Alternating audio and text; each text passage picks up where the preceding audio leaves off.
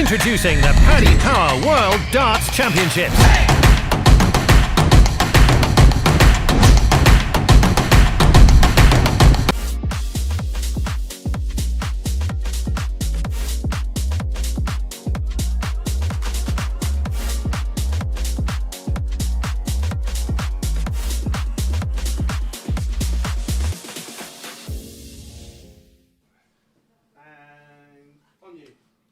Good evening and welcome to the first ever online darts live lounge live, ladies and gents. Thank you very much.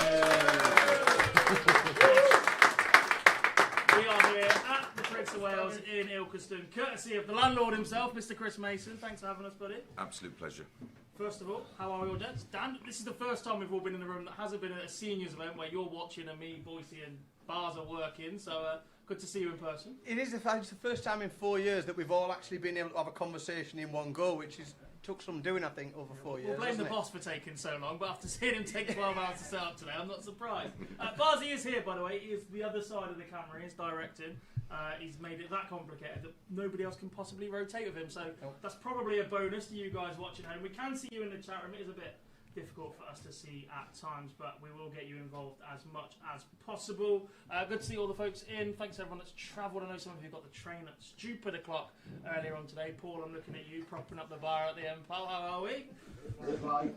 But we are going to start today's show by reviewing the WDF World Championships. Obviously that completed over the weekend. 4 new champions at the Lakeside. Let's get straight into that one.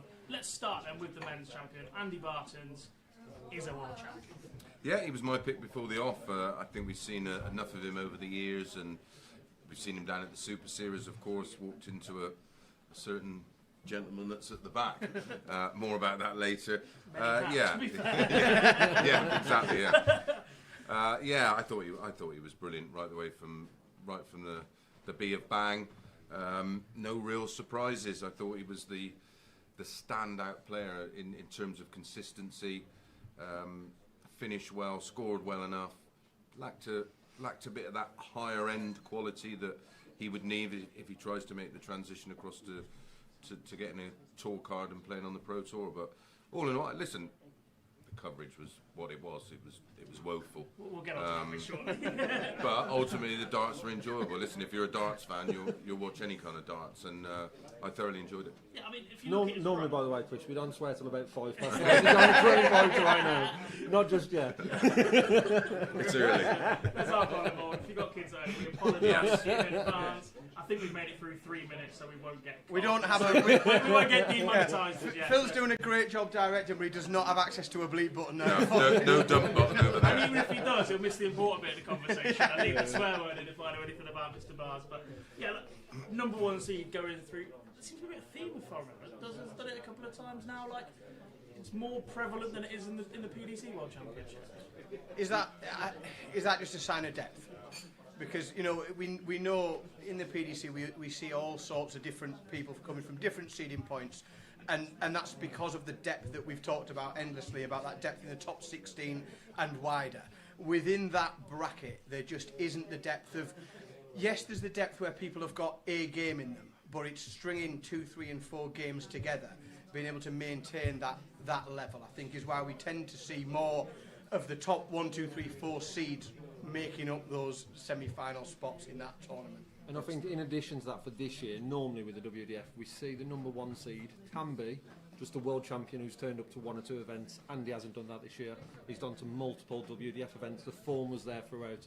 Consistency was there, and then 94, 93 just didn't move, did he, from that, and he proved the point in that final. He was just very, very consistent. Yeah, one pace, but it was a solid pace. Yeah, nothing spectacular, but ultimately that was enough. I think there were plenty tipping him pre-tournament because he's been in that conversation of the best player in the world without a tour card for the last 9 months, whenever that has rolled on. But if you look at his run to the final, he's done all right there, and that was the hesitancy to start. I think there was a tricky opening time with Sebastian Gavetsky, and when he's absolutely coasted through that, Sebastian's fantastic talent. When he's absolutely coasted through that, Sebastian's not let the glove on him despite averaging 90 himself in a tournament where we really haven't seen that all too often in the first 2 rounds. James Richardson had 2 of the top averages, and they were high 80s. Like when Gavetsky then rocks up, throws at him, and you're like, He's not even flinched Yeah, at that. You thought, here we go, didn't you? Once he got through that game, that was a potential banana skin for him because we know how good Białowski is. But he literally just almost brushed him to one side. And after that match, I tried to look deeper to see if someone had something that could trouble him. But ultimately, there was just no one in the field that had a strong enough or consistent enough game to put him under it. And he coasted it pretty much. To that point, there was two for me who could have tested him or pushed him because of experience, and that was Yeller and Neil. Yeah. Because of their experience on that stage, that was the only potential Well, let's have it right. Neil should have won, really, shouldn't he? And I think he should have won. And then Yellow probably should have threw one up. the consistency, there, and then they both dropped. So the consistency as well in that performance, in being able to hold it. I think the last three, the quarters, the semi, and the final. I think he averaged 93, 94, 93, and a lot of the time in the WDF events, it's going to get you over the line. If you can average that 3 games in a row, you're going to win 3 games in a row. And that he managed to sustain that at the business end of the tournament. Listen, James Wade's not done bad over the years, averaging mid-90s. This is it, and that's where he And managed it's to timing. find. It's all about timing then, isn't it? Yeah, absolutely. Fantastic run for Bath reaching the final. And you talk about Chris Landman, his opponent in the opposite half of the draw, come through a tricky run in himself. If you offered that up, I like the look of Chris Landman before this tournament started, but to come through Davy Kerwin from a non-seeded point of view, we've seen him at the Super Series. Thomas Youngins, we've seen him at the Super Series. He obviously held off an out of sorts Dave Pallett early doors to get past Neil Duff and Yella Klassen, two of the most experienced players on that stage in this event, to make that final. Well, the amount of bullets he was dodging en route, and we know, look how many champions over the years have their opponents have mismatched darts against them. Sometimes it's written in the stars, and I was beginning to think, listen, hang on, is it all about Landman? But ultimately in the final, he's just always a step behind. He just couldn't close that gap. He wasn't consistent enough. But listen, making a final of a world's fabulous achievement. And we rate Landman. We've seen him again down at the Super Series. He was fabulous. There was one particular time, I think, the Monday absolutely blitzed the Monday, and then didn't quite get it right on the Saturday night. But yeah, top player. Let's talk about some of the wider field. Neil Duff, no longer the reigning champion, obviously. I thought he put up a pretty solid fight. He was desperately unlucky against that Chris Landman game. I thought that was one where generally the response in our chats and various conversations online was that one could have gone anyway up until the final dart, and it pretty much did.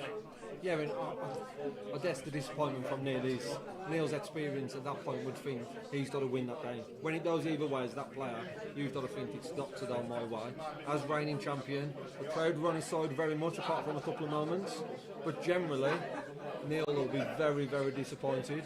But he's lifted that, and he's got that title now. But he's been on the other end of that when the year he won it. Yeah. Where he managed to manoeuvre around what could have been, a stumbling block. And listen, he showed his class. I thought he played very well, and it was an honourable defence of that title. And I wouldn't be shocked to see him win it again. I won't be shocked to see him win it again. Probably closer term than that is the seniors. He's going to be a very dangerous player in the seniors now. That determination to go and win that second, it didn't pay off. That's got to go somewhere else now, and for me that focus will probably go towards lifting that in February, because it's so close around the corner. And he can use that bit of momentum, the preparation he used for that, where he obviously put some graft in. You could see that with his throw. If he just now ticks over nicely, takes up a couple of tournaments in between, who knows? I think those seniors events are. I know Thornton's had his success and Gates has had his success, but I think they're wide open. Let's go a little bit more on that. You mentioned that he might be putting his attention elsewhere in February. Do we think he goes for this again, first and foremost? Like, there's a conversation to be had around the tournament as a whole. They've already set their date out, the venue's back. Me and you were both there as a fan this week, and actually the experience there, the pint was $5.50. There are much worse sporting venues. Alright, you're drinking out of plastic, and it isn't the best pint, but... It's $5 a pint in here, pal. Yeah, exactly. But you won't get the shits when you eat our chicken in a basket. But we were clever and went to the pub. We went to the pub beforehand, so we already eaten a burger. Like, we wasn't going through that, but... We've seen him play a lot more ADC. We're seeing him at the Super Series. We're going to see him in the seniors. He's a star attraction in that. Does he chase another WWF Championship? I don't know why he wouldn't. No. That's the thing. It's more. Listen, I think now that it's set in stone, Yeah. it's going to happen again. Starting on the Friday next year, which is interesting. You know my views on it. I think 32 players, scrap the afternoon sessions, invest in the broadcast, because no one is going to invest in that. A broadcaster won't go anywhere near it. Not because of the darts, just the whole package. And they need to understand, if they don't package it together well, a broadcaster's never going to take it. I'm going to disagree slightly, because I think Neil's attentions could be swayed more towards the seniors. With the change of the seniors format with the 5 events the weekend, I know some of those are qualifiers that he's in those events, but obviously 12 months ago we packed up work and focused on darts full time. With his ranking in the WDF, he probably doesn't need to go around just yet and try and chase the rankings with the 2-year system now as it is. Swerving away so he's slightly. probably okay to. I expect him to play at the WDF World Championships in 12 months' time, but how many events does he play in between then? He's probably a small amount. Because of his ranking, will still hold on. He'll probably still be there. So I believe he's back in Australia because he qualified. That's a platinum event then, so if he goes well on that, that moves him up pretty highly. So I don't see him as much in that, but I see him being very, very dangerous on the seniors. Probably more dangerous because he lost this than if it was the other way around. Not as dangerous as making 50-plus-year-olds try and play 5 events in 2 and a bit days. We'll talk about that later. We've got a couple of scenes in the building. Who on earth thought that was a good idea? It's right for the kids. We'll see. Me and him have got to work, and we're struggling enough. You'll see me in fucking February. 12-hour shifts, these two lads on there. There's a contrast there with Neil. It's a good discussion about what he does, but the noticeable thing there is absolutely nobody thinks he's going to chase a tournament.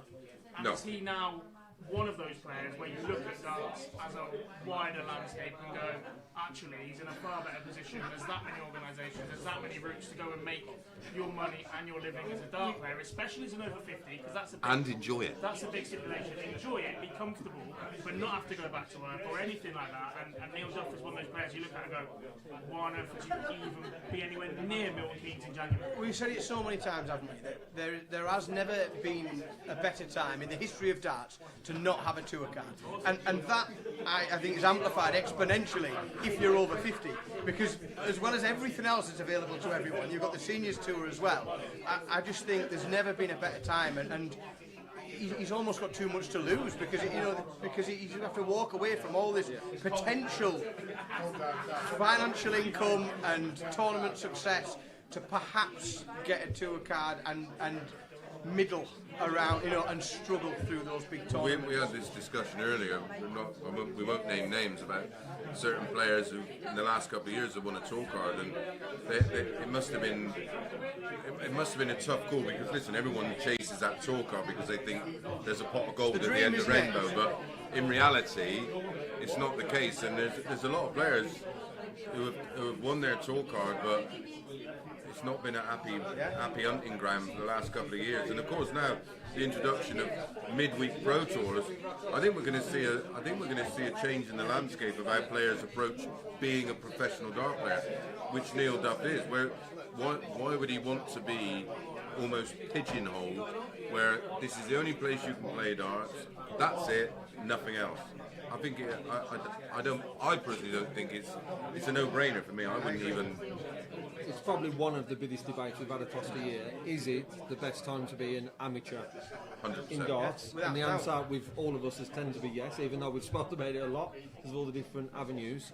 Why would Neil change that? I don't see two still being that avenue for him right now. If something changes in a couple of years, then he might think there's an opportunity to do that, but with the seniors, ADC, Modus, WDF, there's way too much open for him. I take all that on board, 100%, but now I'm going to chuck another name at you who's in a very, very similar position, who for me was one of the disappointments of the tournament, in Leonard Gates. 3 seniors TV events last year, he's clearly got an extra gear. I was fortunate enough to referee a 9-dart for him just 2 weeks ago, beaten in the final by Chaz Barstow, which actually might turn into a blessing in disguise because that Champions Week is the same week as the Seniors World Championships, and he's going for the Grand Slam. Hence I've not played in a week in Modus. Of course, because this man's 1-1, protected his record. But there must be some serious conversation conversations going on elsewhere about what the future holds for Leonard Gates. And he is going for a tour card, isn't he? I believe so, yeah. I don't know who was showing off more then, the ref was shouting out the 9 goals or the player with the 100% record. Before today I was like, yes, I've had 3 in 33 days, that's got to be an absolute record. 27 sections I've done on the Super Series. I've 3 nines coming 23 and there's no TV ref and never had that. There's been 5 others and all the other 5 refs have won each. And I'm like, yes, brilliant. And then Harrison hits one today and Owen Giggs has doubled his tally and I was absolutely livid. But yeah, Leonard Gates, like 3 TD events, beaten by Danny Lowby. His record against Danny in TDC events isn't great, as far as I know. And I think he was aware of that. Yeah, which made it even more strange. The fact that I was there the night that Danny played the round before, that Leonard was sat there supporting it. I find that really bizarre at Lakeside. There is that whole, right, we're all going to sit there and watch, but Leonard was there on the walk-on for Danny, Well, it's a bit, and I get they're from the same nation, but if you know you're playing each other in the next round, one, that's a strange decision. Massive. Yeah. One thing I'll throw into that, I was there that night in the players' lounge and Danny didn't turn up till about half hour before his game. I'm assuming he turned up before to register that he was there. He did that but he stayed away totally from that venue, and I don't know if that was different than before, because why would you want to be by Leonard, or why would you want to be by that? 10 minutes before play on Wednesday. Didn't want to be forced into drinking the beer. What are you on about? Dennis Priestley's gone mad, there's no alcohol in darts. Well, we sat here 4 points, yeah. Cheers. But yeah, like, I suppose, do we get a commitment on, if you're advising Leonard Gates, do you send him to do something? Can he make enough money there? Is his A game good? Can he produce it while he's doing it? No. I don't think, personal view, I don't think it's the right decision. And the other thing, I suppose, because he's coming from America, he's going to go, I assume he's going to go through Europe. So arguably, and it's a debate that we've had endlessly as to whether that's the easier route to a tour card. But he has arguably got, in the view of a lot of people, and me as well, a slightly easier run to a tour card if he goes that way. But for me, it's not about whether or not he wins a tour card. It's what his darting career and life It's what he is then like. sacrificed. Yeah. It's what he sacrificed. After that is what he's given up. He has had an unbelievable run on the seniors, and to just walk away and not play anything like that. Is that Yeovil by any chance? But I think he's a fabulous player, right? But listen, Father Time waits for no man, right? And again, it's what he would have to sacrifice. Why would you give up a really? And I'm not saying it's not great being a PDC pro. I loved it, right? But it ain't all what they make out. And you incorporate all the travel involved, the commitment involved, what you miss. Is it for someone who's not necessarily, listen, he's having the best time of his career into his 50s, but how long's that going to last? He gets the tour card, he could lose out on becoming one of the most successful senior players around. And listen, if he just misses out on a tour card, he would get them Pro Tour invites, and you'd think he'd do okay, you'd think he'd hold his own. But then he's got, like I said, he's got to make that back, because if he's not a tour card holder, surely he's still going to base himself in the States. There's holding your own, in those Pro Tour events, and there's, forming a proper career and an income from darts, and also unless you're an elite end player, it's delusional. Players think I get a tour card, all of a sudden I'm a professional dart player, I'm going to earn millions. Yeah. Have a reality check. The only person people making millions is the elite. And it's the window at the very, very top. And the balls. And Barry. Barry's doing all right, I think.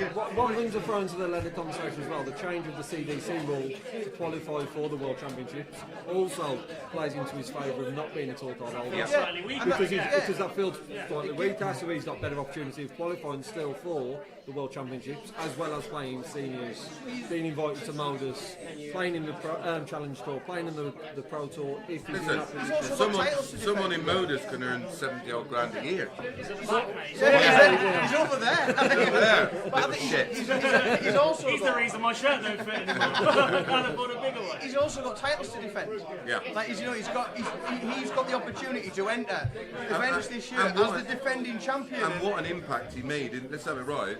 Like, I knew of him, but I didn't realise or expect him to make this massive impact with his personality, his charisma.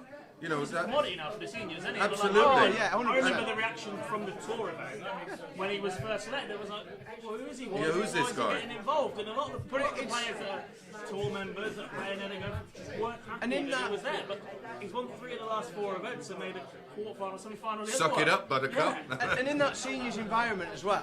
So like I got the idea. Billy's watching. You know, I need to give him a shout. He was on the chat room. Hello, Billy. Billy's watching. But in that seniors environment, like he's captivated. Like I took my young'un there, and all of a sudden there's this guy comes out and he's dancing, he's clatting on with everyone, he's high-fiving people. He's a special bit of charisma that's injected into that afternoon or that evening that's going on. Richie Howson's done something similar. I went to the Circus Tavern. There was literally hundreds of people there supporting Richie Howson. I mean, that's what's brilliant about the seniors. Like, there's a lot. Like, listen, there's a lot of players that play on the tour that I remember that were sort of our whipping boys, and now they've been given a second lease of life. You know, they're in a better financial position. They got a stable life. You know, they've grown out of staying out all night like I used to do, and they're enjoying. They're getting an opportunity to really enjoy their darts and have another go. It's absolutely immense, and I personally wouldn't give it up. And I'm obviously, I mean, nowhere in the same position as your Neil Duffs or your Leonard Gates, but I'm always look at the bigger picture, and like I say, listen, Neil Duff's already an household name. Leonard Gates has made himself an household name, and he's just got that bit of charisma, that bit of charm. He's great in front of the TV, you know, and he makes you smile. Yeah, he makes you smile. And if you're and a you're not going to see broadcaster or a that promoter, no, anymore. If he gets a tour card, you're not going to see. You're not going to see it in the same. You know, no way. You're going to see him. Let's be honest, you know, struggling through Pro Tour events, he's going to be in Milton Keynes, he's going to be in Barnsley, and he's to see him at the UK Open. If he doesn't get a nice draw, they're not going to mainstay. This is it, and I just think it's he's probably got more than any other potential senior going for a tour card to walk away from than anybody else. Yeah. He's got more to put behind him than anyone else than could potentially be in front of him. Yeah, definitely. Like I said, you can't take the trophies away, but a decision to be made. Someone else that made a decision, Beau Greaves. And what a decision she's made. $7.5 grand first round for the PDC World Championships. That was guaranteed. Possibly the most comfortable 25 grand she's ever going to own. Up until that final drop with just 2 legs. Doubled up a bit. Aileen did manage to intercept, but that was as dominant a performance in a World Championship as you're ever likely to see. Yeah, I mean, it was. Listen, Lisa's just come back off of surgery. She had the worst possible preparation for it. We've seen her down at the women's ADC, and you could tell she didn't look comfortable at all. No Suzuki, no Fallon. The fact that no anesthesia, which again is absolutely mind-blowing. Whoever's making them decisions. I mean, you've got to think the kind of impact Fallon has made in recent years. Anastasia did the same thing, but never got the credit for it. And the fact that they don't let her play, it's a stupid decision. Smelly. Yeah. Smelly. Especially when you consider some of the other players that have. And this is, and again, yeah. That was. And it's been a big debate on social media. We won't shy away from it, but actually, how can being where you were born or where you're from have that much of an impact on you playing in a tournament of what you were born as being completely different, I guess. It's bollocks. It's absolute bollocks, for want of a better word. The words right on my mouth. It's completely absurd. And also, it's a decision, like we see all sorts of weird decisions made in sport, and somewhere somebody is saying, oh, this is the reason for this, it's a justification. You can sometimes half bend your mind and, all right, yeah, I'll see whether, like, who does it advantage? Who benefits from it? What? The sport does it? No, but nobody benefits from it. No one at all benefits from it. No one's going to sit different, but the PDC don't. They have women's events, but the rest of their tour is open. Right? WDF have to make a decision, and PDC don't necessarily. Well, what I think has happened with if it was open, Beau could play in both. Yeah, but what I think has happened Probably could win both. is it's been allowed at 4 level, not made an impact, and when it has made an impact, because it's been allowed to go for so long, to suddenly change your mind makes bigger news and worse headlines for you as an organisation. So then you have to go, right, so you're comfortable with this. Well, I'm not sure a lot of people are. It happened in Paul recently. He got to a final. And she didn't play. Didn't play. And I think a lot of sports end that way. Cycling, swimming, weightlifting, they're all heading that way. And I genuinely think the future for a lot of sports is an open category and a women's category. Well, I think when you think about how much has been, or how much encouragement there's been to get women involved in sport, and about empowering women. It's a bit like when with the walk-on girls. So we're all about, empowering women. Oh, I know what we'll do. We'll put 2 of them out of a job. Brilliant. Yeah, clear them off. Great Clear them idea. off. Yeah. And then, I know what we'll do. Dancers, because they're dancing, not there for their looks. Really? No. They're providing something to the crowd. What? 7. Who's judging that? Who's judging that? Len Goodman's just Yeah, in the Len corner. Goodman's Your fucking. footwork was Yeah. late, your pom-pom was up different, Yeah. you've only got a 5. You didn't straighten your arm. You had a Listen, bend in the air like I think so many people are now so concerned about what appears to be doing the right thing is beneficial. There was that recent case with the swimming. In darts it's slightly different. The physical advantages. Although I've read several, I have tried to educate myself. This will amaze you. About about if you get kids of between 2 and 5 years of age and you watch them throw a ball, the transitional period is totally different between boys and girls. And of course, you remember there was a time when women weren't even allowed in pubs or working men's clubs to play darts. So if you look at your Bows, your Fallons, your Anastasias, your Suzukis, and so on, they have caught up way quicker than probably anybody anticipated. I mean, Beau's been in that environment for an awful long time. Fallon's similar. As harsh as it sounds like, you look at her action, you look at how solid a base they've got, and it's a throwing motion mechanically. the fundamentals. Despite the fact that Beau has had issues, but that's a mental constraint, not a physical, mechanical build of her throw. She throws like a man. Yeah. She throws like somebody who's thrown it an awful long time, who has gone through his biomechanics from a very early age. I'll change you. She throws like a dart player. Yeah, she's right. She's got That's what it is. a dart player's throw. My missus loves having a game of darts, but that whole thing about evolution and how we're made is slightly different. Because Beau started at such a young age and was obviously a darts fan, she's watched, which is again why it's so important to get eyes on our sport. Because I first started watching darts and I used to throw like Eric because I tried to mimic him. But that's a good thing. That's a good thing. Where years ago it was never that thing. I remember the days of Maureen Flowers and Liam Maddox and there's so many Mandy Solomons and Sue Edwards. They were unbelievable. They didn't get a platform. They have one opportunity a year. These girls now, with what's going on across world darts, whether it be WDF, what the PDC done with the women's series, they're now getting a platform. But where are the next? Where are they coming from? Next? Yeah. Oh, there's one thing to also discuss about it. Is why do Rundley the picking PDC or WDF? We can debate that. We debate it many times. But many years though, that opportunity wouldn't have even been there for one of those. No, absolutely not. And what we a fabulous position she's in, where she can go. Well, we have 7.5 guaranteed or 25. I thought it was admirable by Beau to want to go and defend her title. And she's not about.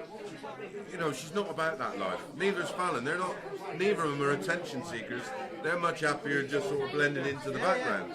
The shit Fallon gets is like just unbelievable.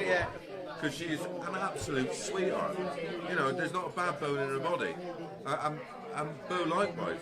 But if Beau was about that life, she'd have gone all up the PD. I'll get up there with the rock and roll of the PDC. But she went, I won this title, I want to defend it. Absolutely brilliant, and I cannot credit her anymore. And it was almost flawless. Yeah, I know she did it. And it was an almost flawless performance. You can pick every now and then, there's a missed double here, there's a missed double there. No more so than you would ever see a top level dart player making. Any sport. Exactly. Yeah, they're not robots. But it was a very, I probably best way to describe it. It was a professional performance.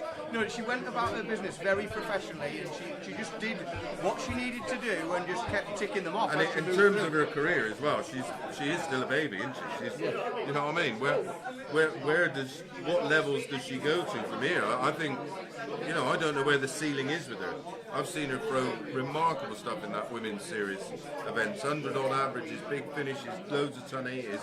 I think, honestly, we're only just seeing the beginning of where she's going to be when, you know, when she matures, and, you know, it is.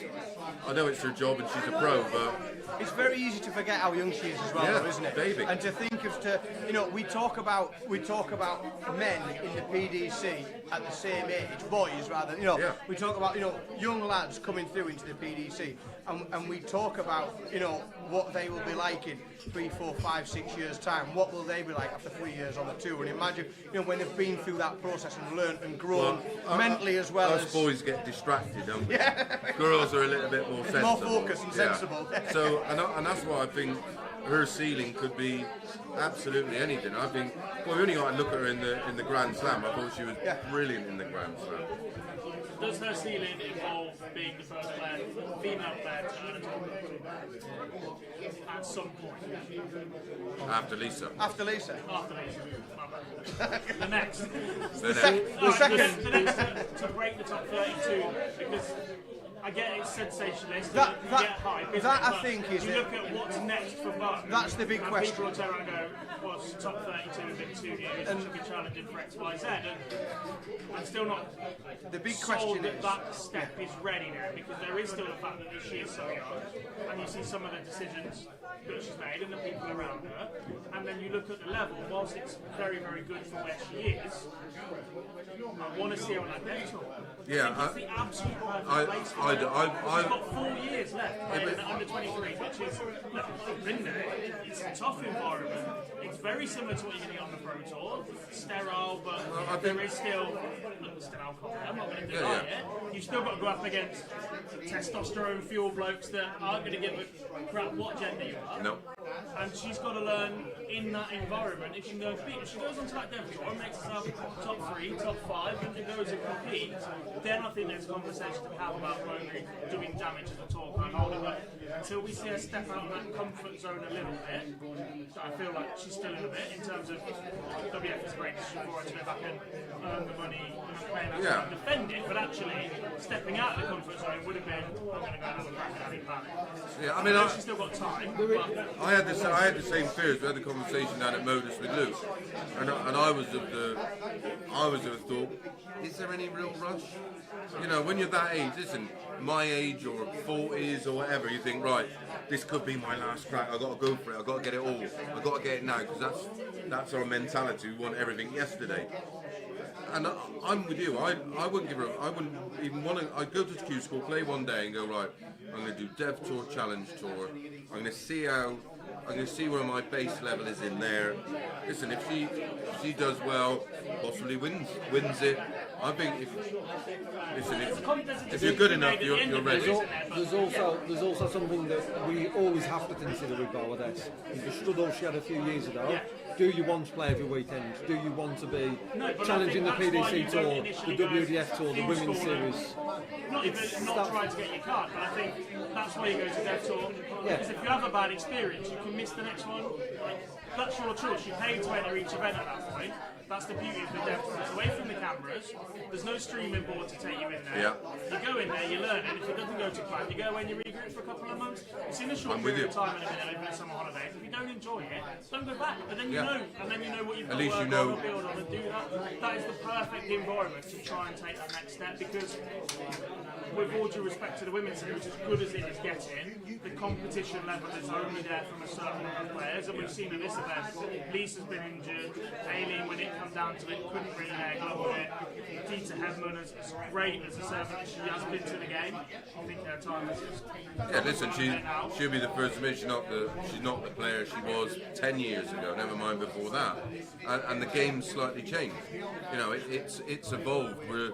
Listen, we ain't got to go back too far. Fallon in the Grand Slam pushing a very, very good Peter Wright in the quarterfinals of the Grand Slam, 16-13. He's averaging 98 over 29 legs. You know, there's your evolution. That's where the game's going. But she did it effectively in baby steps, hasn't she? She went through the whole BDO system, the youth system, and everything else, even though it wasn't as it is now. And I'm with you. I want to see Beau do that whole baby steps. And I don't know her at all, but the way she operates and the tournaments she does, the tournaments she doesn't do, I think that's her thinking. I think she wants to just go, right, I've done that now, I've defended the title, right, let's have a go on Dev Tour, right, let's have a go on Challenge Tour, right, let's go for the Pro Tour. And I think if she does it in that order, look at Luke Humphries, perfect example of how you do it right. He's gone through every level, he's gone through every system, ticked off every box. Look at him now. It's like going, like into football. It's like he's almost gone through. He's played for the under-21s. He's won he's won everything there is with the under-21s. Then we've got a major tournament coming. He's made it into the national team. He's just flown through those levels, hasn't he, and got to where he needed to be. Right, let's move on then. The boys and the girls youth finals. I'll be honest, I didn't see an awful lot of these two, but we're going to give them a mention anyway. The boys won by Bradley van der Velden of the Netherlands, beat Academy D in the final. Very good final, well done. You were there, so this is probably where we leave. I guess it was just one of them. It was just a very good final of two up-and-coming talents who not only did play very good darts, stage persona at a very young age is important, key moments, had that step back and realisation that the play of the dart, and also all four of the boys were so well supported in that venue. You had 20, 30 people in there, but reacted the right way to it, and it was never against the opponent. All four were brought up the right way teams on a stage and played it in a fantastic manner, both semi-finals and the final. And the girls' final won by Aurora Fochisato. When she's mixing it up on the women's series as an adult or playing there, it's no surprise to see her lift that title. She is a talent. And when you look at Italian darts, you probably think of her quicker than you think of any of the male players right now. At the moment, yeah, certainly. Yeah, she's obviously looked after by Jess Ireland, isn't she? Who's had many players over the years, from JVD we do the fishing for and everything else. And yeah, he's seen something in her a couple of years ago, and she's coming on nicely. She's got the fundamentals are there, and she's another one. It's all about hard work, isn't it? It's, as I always say, hard work beats talent when talent doesn't work hard, and she seems to put a lot into her game. It's great to see. Right, let's talk about the tournament as a whole. And there's a couple of things that we've been pretty positive about it at the moment. Oh God! I don't think I might need another drink for this. The first talking point is the broadcast. Now, we saw the deals announced. There wasn't a major TV platform. Hang on a minute, that was Azerbaijan national television. What do you mean? No, it wasn't the full week is the point. The majority of the tournament taking place on a YouTube stream, which actually, for them, probably secures them more money than anything else if you strip it right down. Until they start playing normal music and not royalty-free stuff and leaving the walk-ons on. I don't think anybody's had a conversation how to unmonetize your streaming and internet. Immediately, because the number of viewers this week on it were actually pretty positive considering. I was genuinely surprised. Unlike the chat, which why how on on earth? earth open and unmoderated? I mean, it was absolutely. And there's someone moderating there because it kept going up WDF or whatever. I mean, again, just ignoring the comments, going, "Oh, please drop us a like." Yeah, sort this out. Yeah, read it. You're fucking stupid. You're trying to sell a product, yeah, whilst allowing everybody to shit on that product throughout its entirety. So if you are trying to sell it, if you were a business thinking about, right, I'm going to get involved in darts or sport or whatever else, and you read that, they go, oh, they think it's a pile of shit. Well, they switch it off. And the thing is, as well, is when it's being, it's one thing having a YouTube chat that someone's doing somewhere. But when that is the format by which you're displaying your product, it's honestly the equivalent of watching something on ITV, and every now and again ITV just showing some tweets on the box saying he's a baldy bellend, isn't he? Like, he's in it. Like it's literally the same. This program's shit. That's the vehicle by which you're showing the world your product, and you are allowing just anyone from around the world to just write any old shite and have it seen by everyone alongside your product all week. It's absolutely bonkers. There was two parts that I was surprised with. The first one, it was a live chat at all. The second one, that it was monitored, because I don't know what was monitored, because nothing was ever got changed. deleted. Nothing was deleted, nothing was removed. And it was borrowed. And it was a very, yeah, some of the stuff on there as well was beyond, it was horrific. Some of the things that were being said, some of the It was just like it should have. I'm very surprised that it wasn't raised. You know, like outside of the, you know, that somebody it didn't get raised to YouTube, and at some point YouTube turned it off. Yeah. Because some of the stuff that was going in there, you would think that YouTube would just normally just block that sort of Sexist stuff. stuff, racist stuff. It's just vile, and it's all by the same bellends that don't leave their mum's box room. You know, Correct. they're absolutely nobodies who feed off something to try and improve their own life. But the amount of people that were like-minded it's got to be a worry nowadays. It's like Twitter or X. What does anybody get out of that apart from commercially? The disappointing thing, I think, for me, from a purely darts perspective, is you go onto Twitter for X, whatever it is called now, and you're just catching up on the, you know, what's gone on today. What I'm expecting to see is lots of people talking about what's gone on at the Lakeside in the darts. It's not what you find. What you find is lots of people talking about what's going on in the chat room. Like that's, and so it's not only that you've had that on your product, but what you've done is you've allowed the narrative of your entire tournament to become the main talking point on the biggest platforms where anyone can talk about it. Isn't the darts? It's not about the play. It's not about the match. It's not about the quality. It's not about anything that's happened. It's about, oh, he said this and she said that, and this is what so and so said about someone else. Fucking, it's fucking children's stuff. It's shite. It is. It's adults acting like minors. The fact we're sat here talking about it now, when actually the standard of the darts across the league I loved was very, it. very good. I'm really It's not interested. just I the love drama sport. was very, I very love good. sport. That delivered and across the listen, 9 days. Give or take, there was some games, but there's going to be that at any World Championship. We'll see next week. People that were but there's tuning going to in see that. expecting to see the PDC World Championships are absolutely deluded. Yes. It's not, and it's never ever going to be.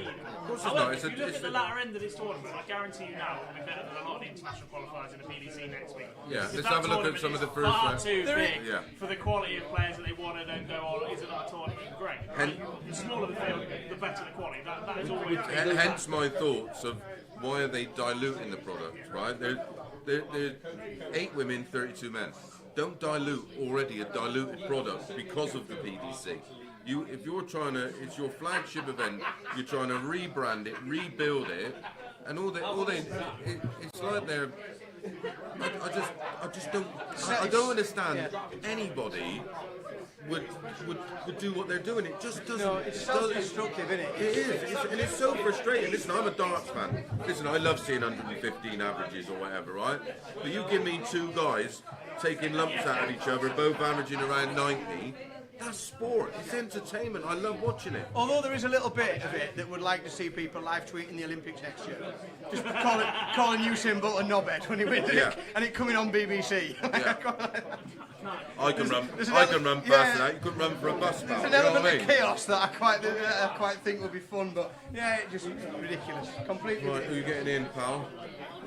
Oh, we're doing it. I don't want to nick all your time. You know what that is? He's been sat there for about 5 minutes. I've only got to put my hand up. I'll tell you what, you need to speak to the landlord, mate. That's what you need to do. You need to Can't afford to drink in here.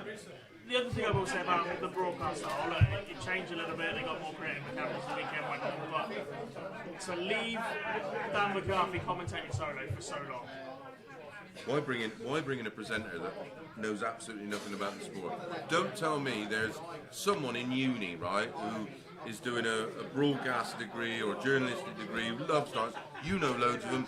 You were A team of 15 sat at OD. Someone would have loved to have Exactly, There's several of us at He's this not table. allowed anywhere near the building, but the rest of them would have gone all over There's it. some of Someone us at who's this in- table, Chris, that might have fancied a go at that. Exactly, sort of but a someone kid. who's enthusiastic, who knows the But sport. for anyone listening on the podcast tomorrow, Jack was pointing at Phil Bars. But I don't get it. It's not cost effective. It adds nothing to the product. All it does, in fact, is devalues it. Right? Nothing against the woman who did it. Don't know who she is. Never met her before. But what? Like, surely, come on. Like, You won't be seeing her in mine next month. Let's put it that way. no. And I do think, and I know we talked about it a little bit earlier in the day. There is there is an excusable lack of, like, you know, there are loads of presenters and sports presenters that present from, you know, there was something in the news, I think today, Jermaine Genius is now going to be the face of Formula E. Like, and Wow. that's where he's going to be. He knows nothing about football. How's he going to present a difference? Correct. However, what I would Joey Barton down but what I would suggest that Jermaine Genius has done, not going there. I would like to think that from the moment that someone said to him, Jermaine, will you present that show on there? He's got to There learn he the spent last 3 years. every waking 100%. hour finding out about Formula. Let me listen to some podcast while I'm driving into work, and I'm going to read this. Do as much as you possibly can to find out about the thing that you have to stand on a screen and talk about in front of a camera. Couldn't even get the names Like, right. come on, read the names before you Summed go up and perfectly introduce was them. like 15 minutes talking about Beau Greaves playing next, and then it was Alien McGrath. Yeah. I mean, Hey. it's just, and listen, I'm not shitting on it. I want it to do well. Yes. I want it to be a That's success. why it's frustrating, you know. Yeah. Because if no one gives a shit, then no one will be frustrated. We'd all be sat here laughing. Yeah. But it's not that. It's we're that sad. Listen. You literally want it to, like, we want better, and that's why it's frustrating when stupid things like the YouTube comment section introduce the wrong player, and you think, come on, like, everybody wants this to be better. Last one on the WDF then, let's wrap up with it. Where do we see the future of the organisation, right? So we've just spoken about the broadcast. For the last 18 months, 2 years, let's be honest, it's been about getting that tournament on and proving that they still exist. Right, they pushed one back, you've had the Indigo one that was absolutely horrendous, and whatever else. Then we had one suspended through COVID, which is the worst way of saying lack of ticket sales I've ever seen in my life. Yeah. Where do we go with it, right? Because actually, they've Just had listen. two sponsors on it. They've gone and got a book on there, it's quick. They found CT on it, short notice with the rest. Yeah, but do you know what they're giving it away for? Cup of tea. I know one of them, but, Yeah. but at that point, like, they've gone and found two sponsors, so people are still believing in it that way, or going, actually, there's still a market for it. The venue, in terms of itself, is made for darts. Whether you like how future-proof Yeah, I it agree is, with that. the layout, the shape of it, the Well, size that's of almost it, the niche market is- for yeah. it. It's so intricate. That's it's all. so made for That's all they've got. and they've got a date for next It's year. all they've got. easily forgotten as well. They've got multiple broadcasters. Where they've failed massively is the UK's how they've built that up initially. They've got the broadcasters worldwide, which we've seen them advertise. They just didn't have them in the UK, and they went to a platform that allowed people to lad off, which we won't down that route then. There was so much more that was better this year than last year. Unfortunately, there was some that was so good last year that went the other way. Yeah. So, Have have they improved 12 months on? For me, probably not. They've improved on elements, but they've also weakened on other aspects. Listen, of it. as powerful They as have booked in next year already. They've released the dates. That's the most transparent they've been with anything for a long, long time. Yes. Their dates and the venue And the is 2-year schedule. So now Yeah. they've got the build-up, which next year is the big one because of the 2-year ranking system. Because how it's set, Yeah. they It have is, got to then but I could and tell that's got to go. everything. That ranking system's got to go. It's absolute nonsense. I could it's tell- rubbish, right? basically on PDC do 2 years, we need to do the same. But actually, But then when the They good, use players, yeah. the good thing the PDC does, they don't copy either. Like, as powerful as the PDC brand is, look how quiet it is when they have the Euro tours on a Thursday or Thursday night or a Wednesday. You know, you got a Thursday night in Leicester. Yeah. You go, oh shit, there's nobody in. Nobody in, Yeah. right? And that's the most powerfulest brand in the sport. For me, I get we've announced the dates for next year. Brilliant. I can announce to the kids that I'm going to take them to Disneyland next year. Between now and then, I've got to pay for it. Yeah. That's the problem. Yeah. Like you can make all the announcements in the world. I can announce I'm going to do this. I can announce everything. But between announcing it and doing it, I've got to pay for it. Like we've had loads of chats on the live lounge previously about like my view on the business model Yes. and the way the business is structured, and you can be boring like me, and you can accounts of public records, or sit and boring look through and think that's not sustainable. That's not happening. That can't. It's for me. It's great making announcements, but I still my personal view, and if someone comes and sits and talks and explains what the business model is for the WDF and how it's what's going their to go plan? forward. the fact that What's your public growth head is plan? on stage once or twice a day refereeing instead and not backstage making all these things Yeah. go But on what's is an issue for me. But I suppose the lasting question is, did this tournament, do those announcements give enough people enough faith in them that tournament next year will be bigger and better and that the WDF is sustainable as a path to chase. Now that they've moved to Not, a 2-year roll. not when you've got people not the in that. ABC who are on the rise. Not when you've got people that weren't in the last tournament but qualified for next year's. Yeah. Not for me. I think it's a mile away still. They're until they listen or seek advice. Listen. The BDO model was based on volunteers. Always was, right? Ollie, bless, he loved darts to bits, right? He had people going up. Can you give me a darts tournament? Here's a load of money, right? The minute they had to rewrite, do it themselves. think for themselves, they were lost. And it's not. This is 1993 we're on about. You said it the way that I've put it for 3 years probably on the Live Lounge, is that what they almost need, and God, sometimes you've got to pay for it, is they need somebody who can head an organisation. You know, there's a reason why people who run organisations get paid a shitload of cash. It's not because they're an expert in any particular organisation. It's because they know how to run an organisation. They know how to run a business sustainably. They know how to move something from there to there. If your entire goal as an organisation, right? At the minute, their goal is they have to run one tournament next year. It's like having a pub and saying my only goal is I have to open tomorrow. Yeah. Like tomorrow we have to open, and then tomorrow we've got to do enough to open the next day. Yeah. And then you can't Not sustainable. work like that. You've got to have a plan and a strategy, and there's got to be some level of contingency built into that strategy. So if things don't go the way you want, if that sponsor doesn't come off, we've got sponsor 2, 3 and 4 in the meeting. And use that as your bargaining power. Correct, that's exactly what they need. And for me, they might be there, who knows, I might be completely oblivious to this, but I've no faith that they are. And If a brewery approaches me and says, "Oh, we want to stick a different lager on," I go, "Right, well, how does it benefit me?" I don't go, yeah, crack on. What do I get from it? And they don't have that. And Nick Rolls is an absolute diamond geezer. Loves darts, absolutely 100% committed to it. But sometimes you just got to put your hands up and go, right. This is beyond what I'm capable of. Yeah, let's get someone in. I need some advice here. I need take someone to guide me. investment. Put it out there and say, right. You know, it's unlikely, but you might find someone who's, I don't know, won the lottery who loves darts. You know, anything like that who'll say, right. Certain dart character floating about a few years ago. Yeah, I know. Selling the WDF. What a place to end it. Right, we're going to take a couple of minutes break. We're going to run some adverts and then probably drop on to a quick holding slide while we change around who's in the hot seat for And I get a pint. discussion. Mates is off to the bar. We really thank you for joining us so far. We'll be back in a couple of minutes after this.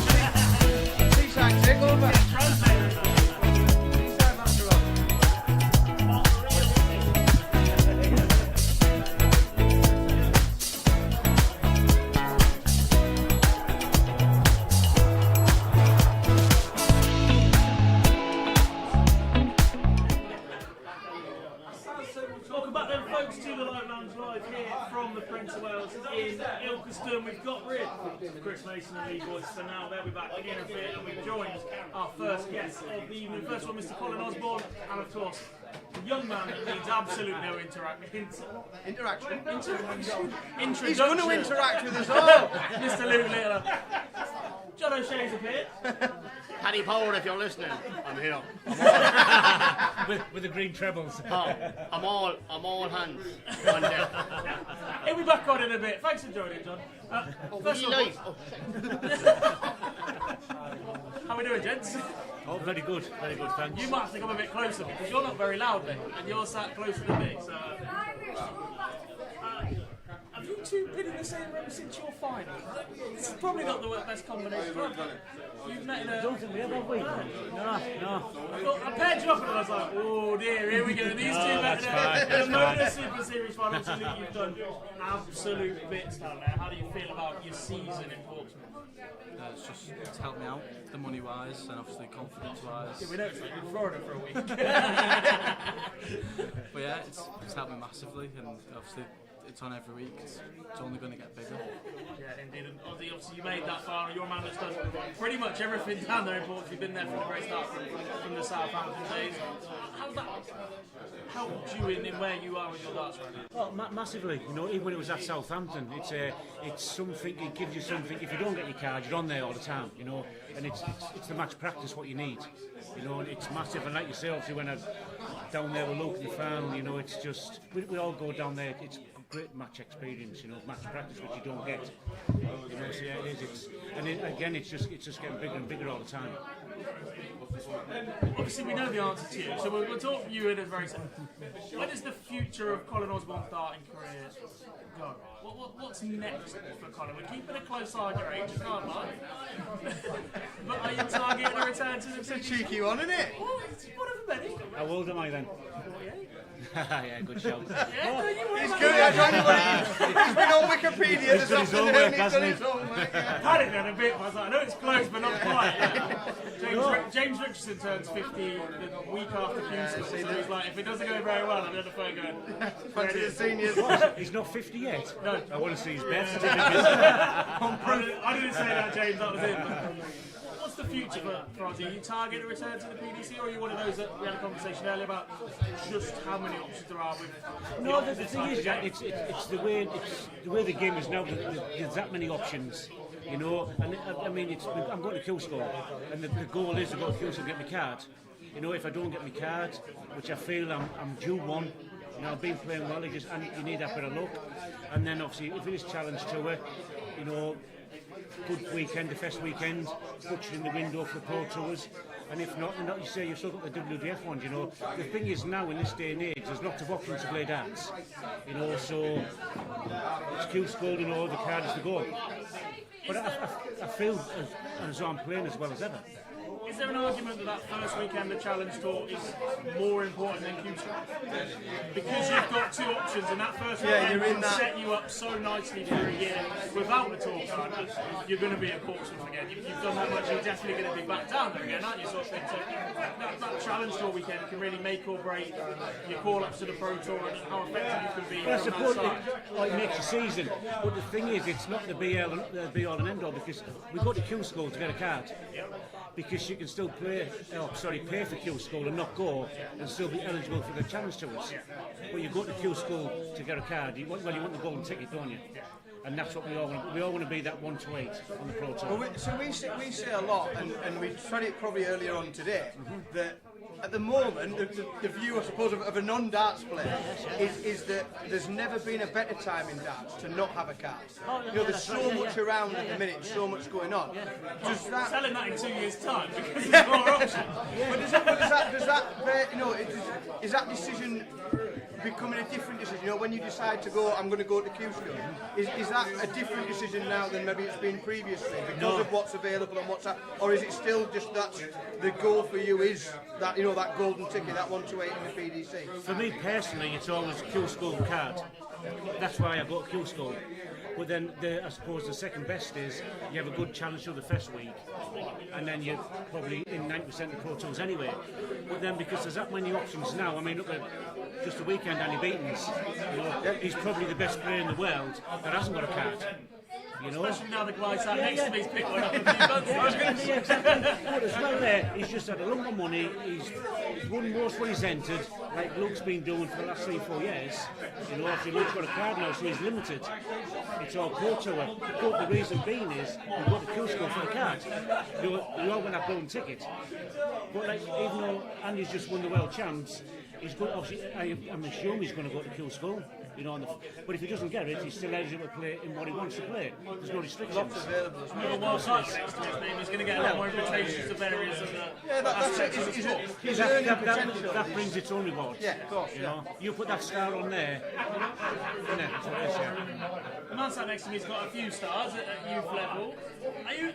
First of all, I've got to ask a question. Obviously, you've made the decision to play in the PDC World Championships, not the next year's. But there are times this week when you're looking at it going, God, I wish I had a crack at this one, because actually, as we've established, the standard was okay, but not exceptional. The prize money offer is very, very good, and you're looking at it going, I'd have done some damage here. Well, yeah, I would have fancied myself the performances. They weren't there, but obviously Andy was the right for him. He played the better darts the whole week through, and yeah, I chose BDC because it's the biggest world championship out there, and if it doesn't happen again, I can say I've played in it. To be fair, I think to ask Luke at the moment, you know, if he watches some darts on the telly, and you know, do you think if you could do that, you could probably do some darts? You pretty much putting me on it. Watch any darts on the television at any point and say, do you think you could do some damage? Yeah, probably could. Yeah, probably do some damage there. Let's get one thing straight here. We all agree on this. He is going to the very top. Whether it's this year, next year, the year after, 5 years, he is going to the very top. He's been tremendous for us because there are weeks where we get little lulls in. You know, we've got to talk about darts all the time, and sometimes there's very little to talk about. Luke's been amazing because we can always go back to talking about Luke and say, you know, and talking about, you know, what and that. Well, that much is that something that you are conscious of a lot. Is the amount of time that other people are spending talking about you and what you'll do next year and the year after and the year after that, or are you able to just sort of let it happen around you and plough on through? That's all I do. I won my tour cards, and then I was still playing the Developmental. I think I got to the final, but once I do something, I celebrate, take pictures, and then after that, go on to the next tournament, next thing. Fantastic year in Portsmouth, obviously beating Colin in one of those finals. Fantastic. I won't say it again, honestly. That must be 5 or 6 times you've repeated. I'm like, it's like, we get it, all right. Back him up, because you're probably saying I'll back him up. This Picking on the old ones. is the Teesside side of the table over here. This is Must be the youngest to bring up more fiction out of yeah, this is everyone that's had a Palmo. Speak for yourself, lad. Had too many Palmos, that's my problem. But it can't be understated your success on the Developmental as well. Seriously, that's how you've got to go. That environment is so much more like a Pro Tour. Do you think that experience helps you heading into that next year? Yeah, because I'd say 70% of the players on Developmental are good enough for the Pro Tour. So it's all match practice, and obviously there was a bonus winning the tour card. First weekend I just wanted to win one. I went 1-2, lost the final, lost the semi and I lost the quarter, and it was $4 grand clear. Obviously I dropped off into second, but second's better than third. Second's better than nothing. Well, do you find you qualified once again after all your success in the JDC? Fantastic performance. When you're cruising, or not cruising, but when you're up a couple of around and Gio's coming back at you, is there a moment when you think, actually, this might be it? Because he does get on that roll, and he is. It was a game of the weekend so for me. talented. It was the game of the weekend. It was we have a little little WhatsApp chat that we all and we watched darts all weekend. Right? So you get sick of watching it by the third day. But like it almost like it was such a good game. For like both of you played amazing. But the way the game swung around a little bit, we were literally all going like, this is what you want to see from a World Youth Final. Like, and let's we've never seen a Youth Final like that, you know, at that level that swung, and certainly probably with two players that with so much expectation beyond the World Youth Final. There's normally when you see a World Youth Final, we talk about ifs. It's lots of ifs. If that player could go and do something or kick on, whereas I think with both I missed you players, out. I think with both players, everyone's talking about when and what. It's not if, it's when's and what's. I just thought it was the game of the weekend for me. It was superb. And the thing is as well, the two top players on the Developmental all season has been Lowe and Van Veen. You know, they've dominated it.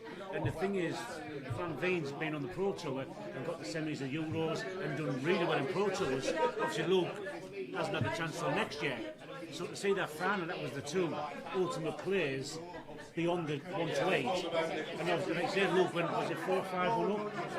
And but then it just shows you the measurement. I mean, he's 16-year-old, you know, and to the composure how he holds himself to that last leg is incredible.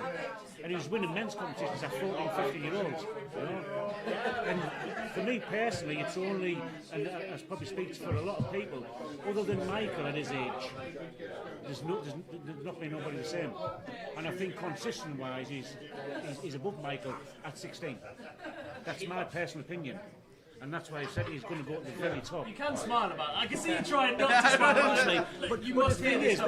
this is not just... A minute ago, I said, are you conscious of people saying all this? He's like, no, I go up for the end. But the thing is, this is not just me. Everybody can see it. And when he's up there playing, you know, how he conducts himself, and he's not down the pub playing, he's playing in front of thousands. You know, there's a lot of pressure. And he's such a level-headed lad. Yeah, it's just, it makes you sick. I was in that era where I missed like youth counting as the JDC comes about. I'm like, oh, right, I'm in a world of trouble here. I've got kids that are better than me. People that are older than me, I'm just never getting out. It does make you quite excited though. I've got to look in the paper for jobs. What jobs I'm going to choose to do. I'll sit here and talk about them. Talk rubbish about darts instead, won't it? I think, look, it does make you, it makes you excited about the future of darts. You know, because to see, and again, not just you. You know the depth that's in that development tour, and you've competed with all those lads in there, and there's some real talent in there, and it does show that. You know, the future of darts over the next 5 to 10 years is very safe in terms of the talent that's coming through and the level of play. And what we're seeing now, we talk a lot about the depth that we've got currently. If you look at that top 16, top 18, top 20 in the PDC, and you can almost look and say, well, anyone can do a job on a day. You know, anyone can turn up and win. But then also, like you say, when Lowe played his first development tours last year and Van Veen, if you probably say the top 10 of the development tour, they've all got tour cards. And that's it. And you know, so that Alexei depth, Goulas and Rafa, you know, and Slaven, and you know, so you look in the strength and depth in 5-6 years' time. The depth of that, you know, top 16 is that depth starting to look like the depth's going to be the top 32. You know, you're going to have that window of players is going to get bigger and bigger, isn't it? 4, 5, 10 years, the bracket, the development tour, that is going to be the top 10. Of course, yeah, absolutely. As they say, I suppose it's a change of the guard. Yeah, absolutely. You know, yeah. I mean, now's probably a good time to ask you, what is your opinion on tour card holders playing on a development tour? Because I'm going to be you've one of them. been up against you've been up against I think it's and now you're it's a going to benefit disgrace. from that extent until sometime you're in the top 32. Long may continue. Yeah, I think it's an I outrage. just want to track this opinion, right? It was I'm long not may- sure about long may- playing them last year, but it was an experience. Now I'm one of them, I absolutely love it, keep giving me the money. And then when you're top 32, you go, well, it's a disgrace because he's still playing, but I'm not allowed. It's a long may continue, easy money. Yeah, long may it continue for as long as I'm allowed to earn it. Thank you very much. It comes up a lot, you know, it does come up a lot, doesn't it? And we've had endless debates about, you know, how is that player still developing? You know, and we've looked at players in the rankings and say, well, you know, and if he develops anymore, mate, well, I was going to say, and everyone else is shitting themselves thinking, I hope not. I hope they're not still developing. I could do with that being the ceiling if that's all right. But it's always good. That for me will be a contentious debate forever. There will always be people, but because lots of people will have a horse in the race, everyone will have a view and think, well, you know, that'll prevent the people that I like supporting from doing this, that, and the other. But the rules are the my rules. opinion is based on the fact that I was crap. Well, this is the thing. I needed 2 easy rounds, not just the first round to Yeah, earn some money. you could have done without playing someone half decent, couldn't you? That's the problem.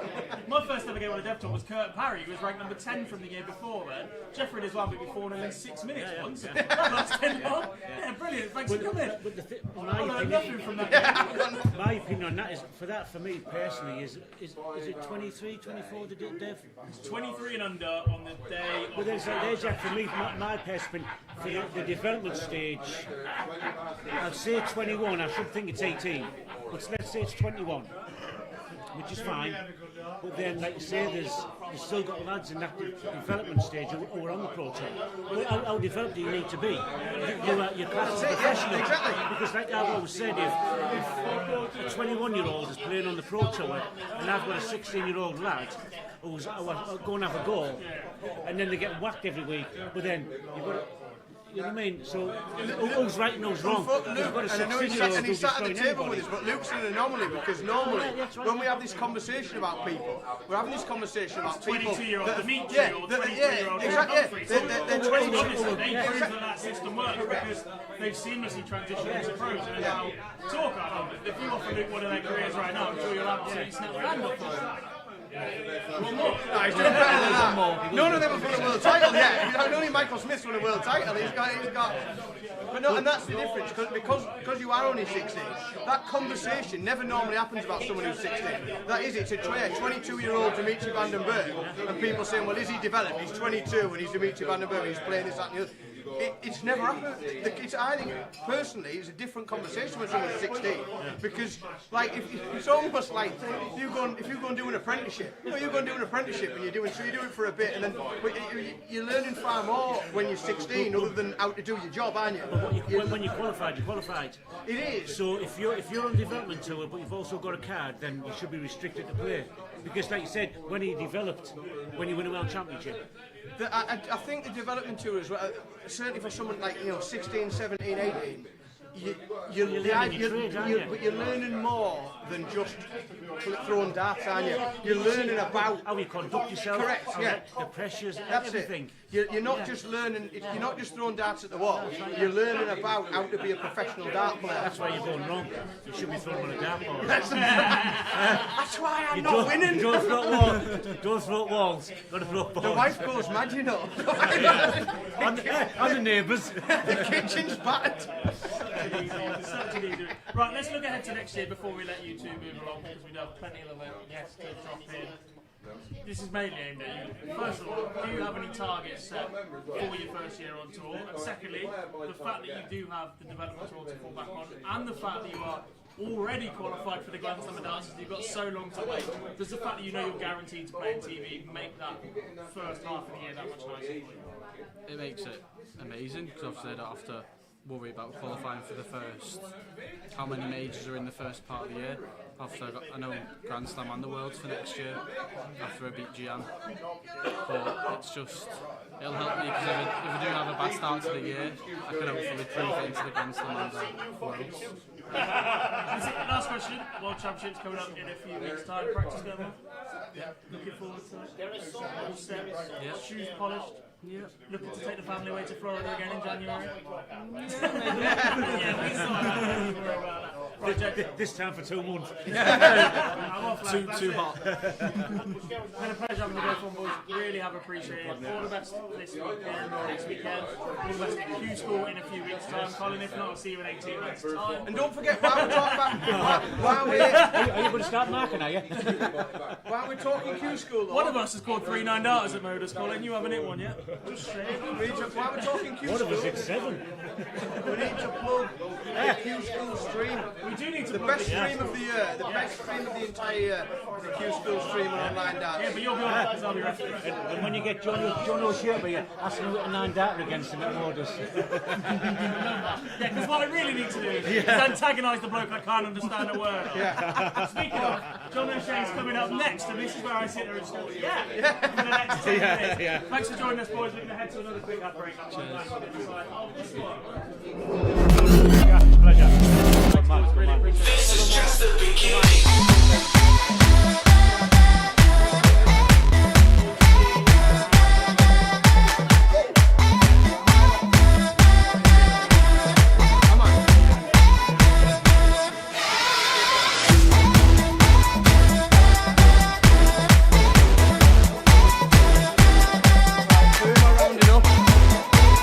Boise and John.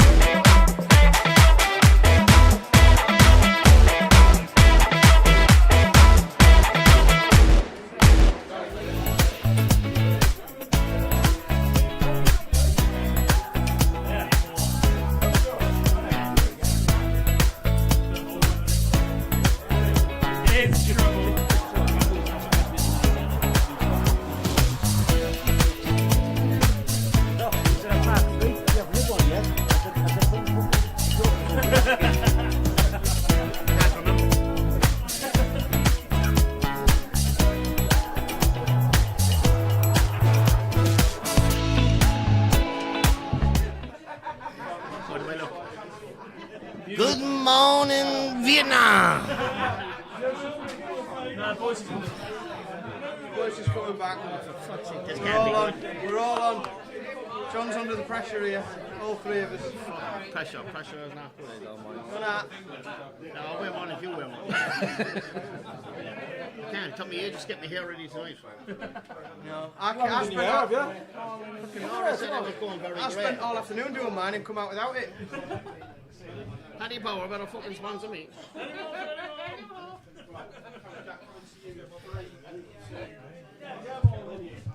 Welcome back then to the Live Lounge Live once again here from France and Wales in Ilkeston, where quite clearly we are joined by Sanders Elves. Vietnam! Not quite, but we are joined by Mr. John O'Shea. John, thanks for joining us, buddy. Thank you, sir. You've got to shake all of them. Can't go on everyone, can we? Come on. It's been a long time coming, really, bro. Yeah, because he wouldn't let me on. That's because we have a curfew and we have to behave. No, nothing happened. Nothing to do with a curfew. It's just he won't let me on. It's still 13 minutes to 9, so there's no swearing for another 13 minutes. Yeah, it's We okay. should have pushed him back. We could have got him back. But I was about to say, last Should've time, won. it was on before. Last time he was on with a trophy, or we're not talking about that this time? Oh, what trophy? Gave that one back. We buried him with share gown.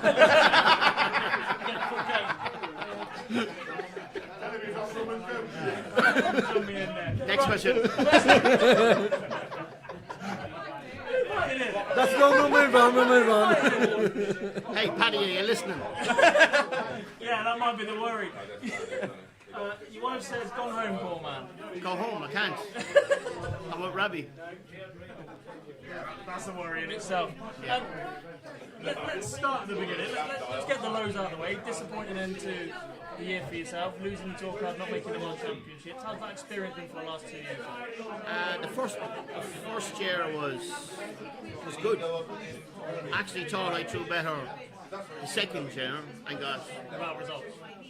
nothing compared to the first year.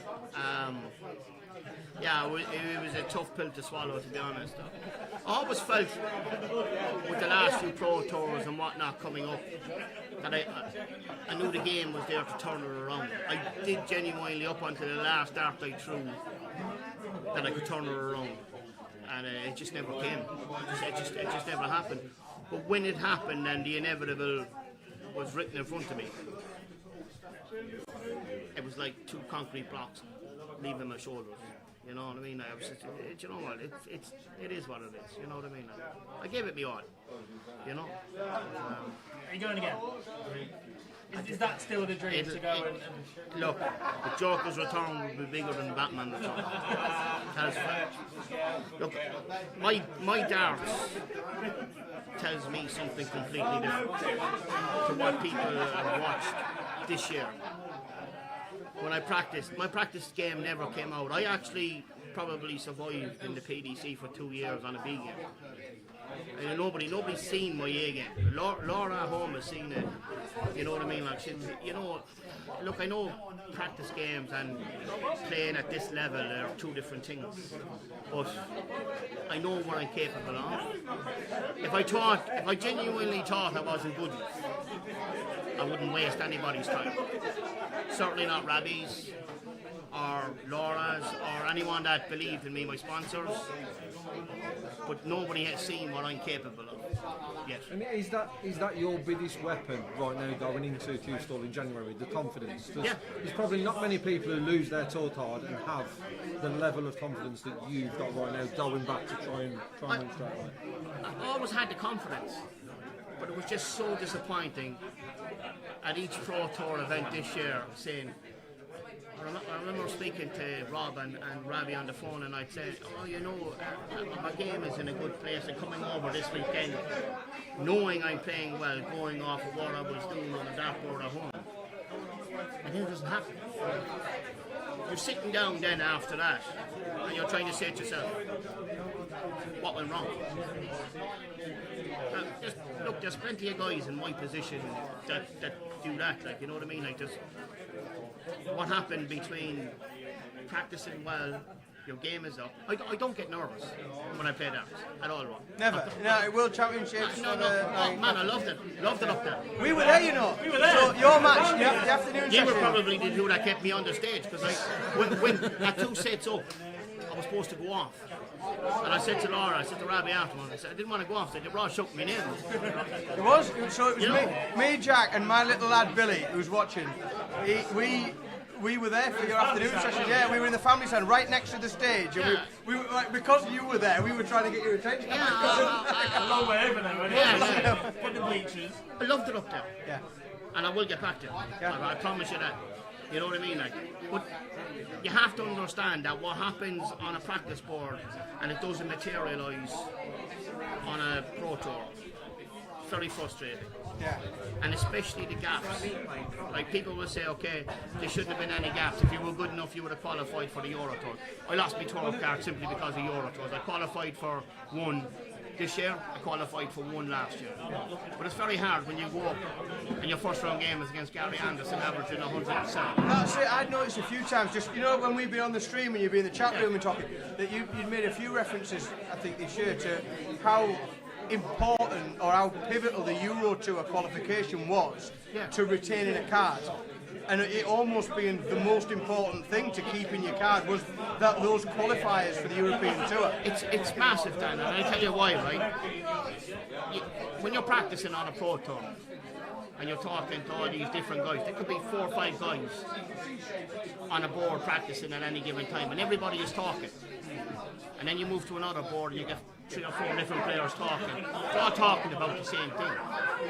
Pro tours are irrelevant now. Yeah, you go there because I have to go there. But Euro Tour has taken over from the Pro Tour. In terms of the importance of... Well, the money. Yeah.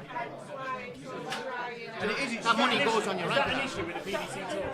In just how important the Euro Tours are becoming when the qualification for it is so locked into place, like the protection you get from being received from that European order of merit or from the Pro Tour order of merit is so beyond the Pro Tour. Like, If you take 13 Euro Tours and your first round knockout is £1,250, that goes on your rankings.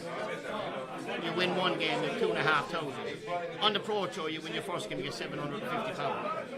You win your second game, you get 1,250. So which is beneficial? Either win 2 games on the Euro Tour or 2 games on the Pro Tour. You know, I get it. People will text in and they'll say, oh well, if you were good enough, you'll be on the Euro Tour. But you must understand one thing. There's 128 dart players aside that horn. That are phenomenal. Right? So you have your players that are automatically qualified. So then you have 96 players playing out for 24 places. It's brutal. The hardest thing I've had to qualify for in my time on the tour was a Euro. I qualified for Ali Pali first time in basket. I qualified for the Players Championship, who won Euro Tour. It's scary. And the amount of money, the weighting, we've talked a lot, haven't we, about how the money's weighted on it and how much you get for just qualifying comparing to winning 1 or 2 games on a Pro Tour event. They're huge, aren't they, now, those Euro Tours? So important to certainly when you become, because we talked to a few players. We had Conor Scott on a live show, and I had a chat with him about the fact that at that moment in time he was in the green, as to whether or not it was easier to be in the green and defending than it was to be, you know, aiming and having a bit of a needing something. Because if you've managed to get yourself into that green, and you know you've just got to like tick over and just fend off everybody. But those Euro Tours, the other side of it is they're potentially an opportunity for someone who hasn't had a great year, you know, and is needing their tour card. And you can bag a Euro Tour, you can grab your tour card back all of a sudden, can't you? I'd love to see the stats as to the amount of players that qualified for more than 4. Right. And I stick 4 out there because, you know, people say to me that, okay, you need minimum half of the 13, so you're looking at 5, 6, right? So if someone could produce the stats and show me, because I've been at home watching these Euro tours, and I've seen different players each time because they won on the day of the qualifiers, and I've heard it from guys that we have 2 Pro Tours Saturday, Sunday, and we've 2 European qualifiers on the Monday, and all of a sudden the 2 European qualifiers become more important. Yeah, that's the main event, isn't it? They don't care about the 2 Pro Tours, because if you can qualify for those 2 Euro Tours without throwing a dart, you're guaranteed 2,500. Big money in that, where it's tight, where it's really tight. When you're looking, You've got 4 games on the Pro Tour for 2 days. That's what I mean. Yeah. yeah. So when you're looking and you're down that end where I was for a while, I was borderline. At the start of last year, I was 64. Yeah, you're right on the wire, weren't you? I'm right on the wire, and I'm saying to myself, if I could get 4 or 5 Euro Tours here without winning a game on the Euro Tour, I'll add 10 grand to my. Yeah. And you're in, and you're safe as How houses, much of aren't you? your time did you spend looking at the rankings? I know you watch the show, so Look, we use it as our Bible. We use it all the time. I won't I've lie. even messaged them going, do you fancy doing the seniors rankings to save me a job? Yeah, I I'll always. send you my spreadsheet, you put it on the website. Yeah, always look. Always look. I looked at them when I go to see that I move. If I type in if I put in my phone, if I put www.d, it goes down to rankings. Yeah, it predicts it always. It's that regular. If I took my phone out of my pocket now and I showed you the first thing I Google, Darts rankings. Darts ranking. Yeah. I'm not even in the World Championships, but I just wanted to see was I still in the same position. Online darts is number 1. Online darts I've is been number 1. steady all right. I've been doing all right, yeah. I've been steady for the last 4 months. I haven't moved from 76.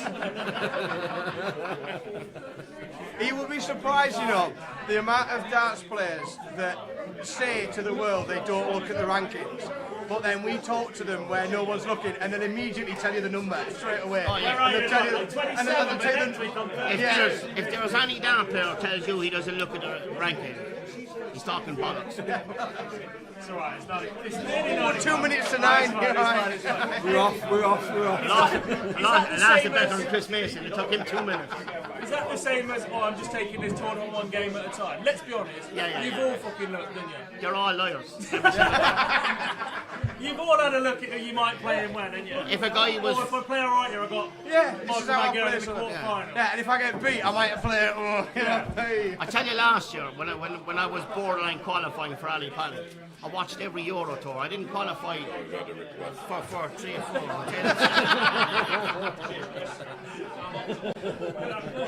It is alright, the landlord. It comes to the Prince of Wales and he'll get some free crisps. Oh no, he'll charge me in a minute for them. Rabs has put it in the chat. Crisps are on the way. Yeah. So we get charged a £5 for them. Any chance of a bit of bread? But I tell you, last year when I was in I was 32 for Ali Pally, and there was 3 Euro Tours left to go. I tell you one thing, you're on about checking darts rankings. I think my phone nearly blew up. Really? What did he get on? Refresh. I'm fucking refreshed. I said, oh, I hope he loses. I don't mean a person, Lane. Yeah, no, it is. Yes! It's you guys then at that point. Oh yeah. It's nothing more than celebrating a win of a match, that. It's always you against them. Because I can tell you, if they were in the position I was in, they'd be doing exactly the same thing to me. And that's the bottom line. 100%. The only time that becomes difficult is when you've got friends on the tour. You're in a pretty No tight-knit friends. stable. There's no Not friends. that, but not that you're going to sit there and go, oh, I hope Josh beats me. But the relationship and friendships that you've got with those guys, you want to see them do well at the same time. Look, you always want to see guys do well that you're in a stable with. Do you know what I mean? Like, but at the end of the day, you're in it for yourself. Yeah. Do you know what I mean? And It's your job, isn't it? It's what you well, do, things isn't are- it? well, look, if Josh wins a Pro Tour because he's with us, or Scotty wins a Pro Tour, or Rob wins a Pro Tour, that doesn't mean he's going to pay my ESB bill. Correct. you know what I mean? Like, but I You don't. might get your dinner that night. Yeah, well, yeah, well, Rob pays, man. Rob does take it to good places.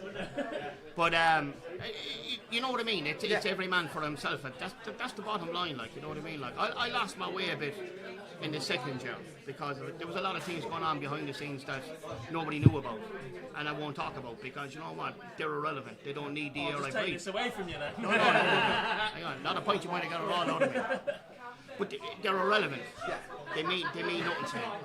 Laura's father died when we were in Minehead last year when I played Johnny Clayton. Laura's father had died. It took a long time to get over that. I drank with him. Do you know what I mean? Like, I had a few pints when we went out for a meal, but I got on well with him, you know, and that took a lot out of the family. You know what I mean? Like, but she kept pushing me. You gotta go. You go. You know, get on me side. Go play darts. That's what you do. No point in moping around the house. Like, you know what I mean? Like, and then when I was going over back and forth, and things weren't working out, and then the gap started to appear. I think there was Leicester. It was 5 weeks running up to Leicester after a Pro Tour. Played 2 Pro Tours. Then it was a 7-week gap. And I felt during those 7 weeks gap, while the World Series and stuff was going on, I started tampering with flights and shafts and trying to think that I could make myself better for when I went over again and actually made it worse. Right. Do you know what I mean? Like, I just felt that it was just too many gaps. Now, whether that's my own fault, because I didn't qualify for Euros, but there was a gap. There was gaps there where they went on forever.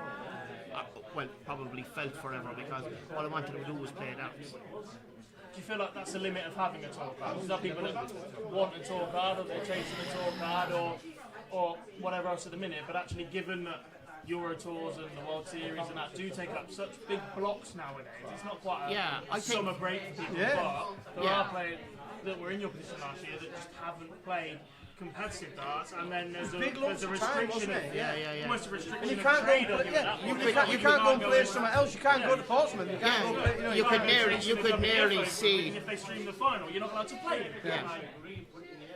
You could nearly see the players that are affected.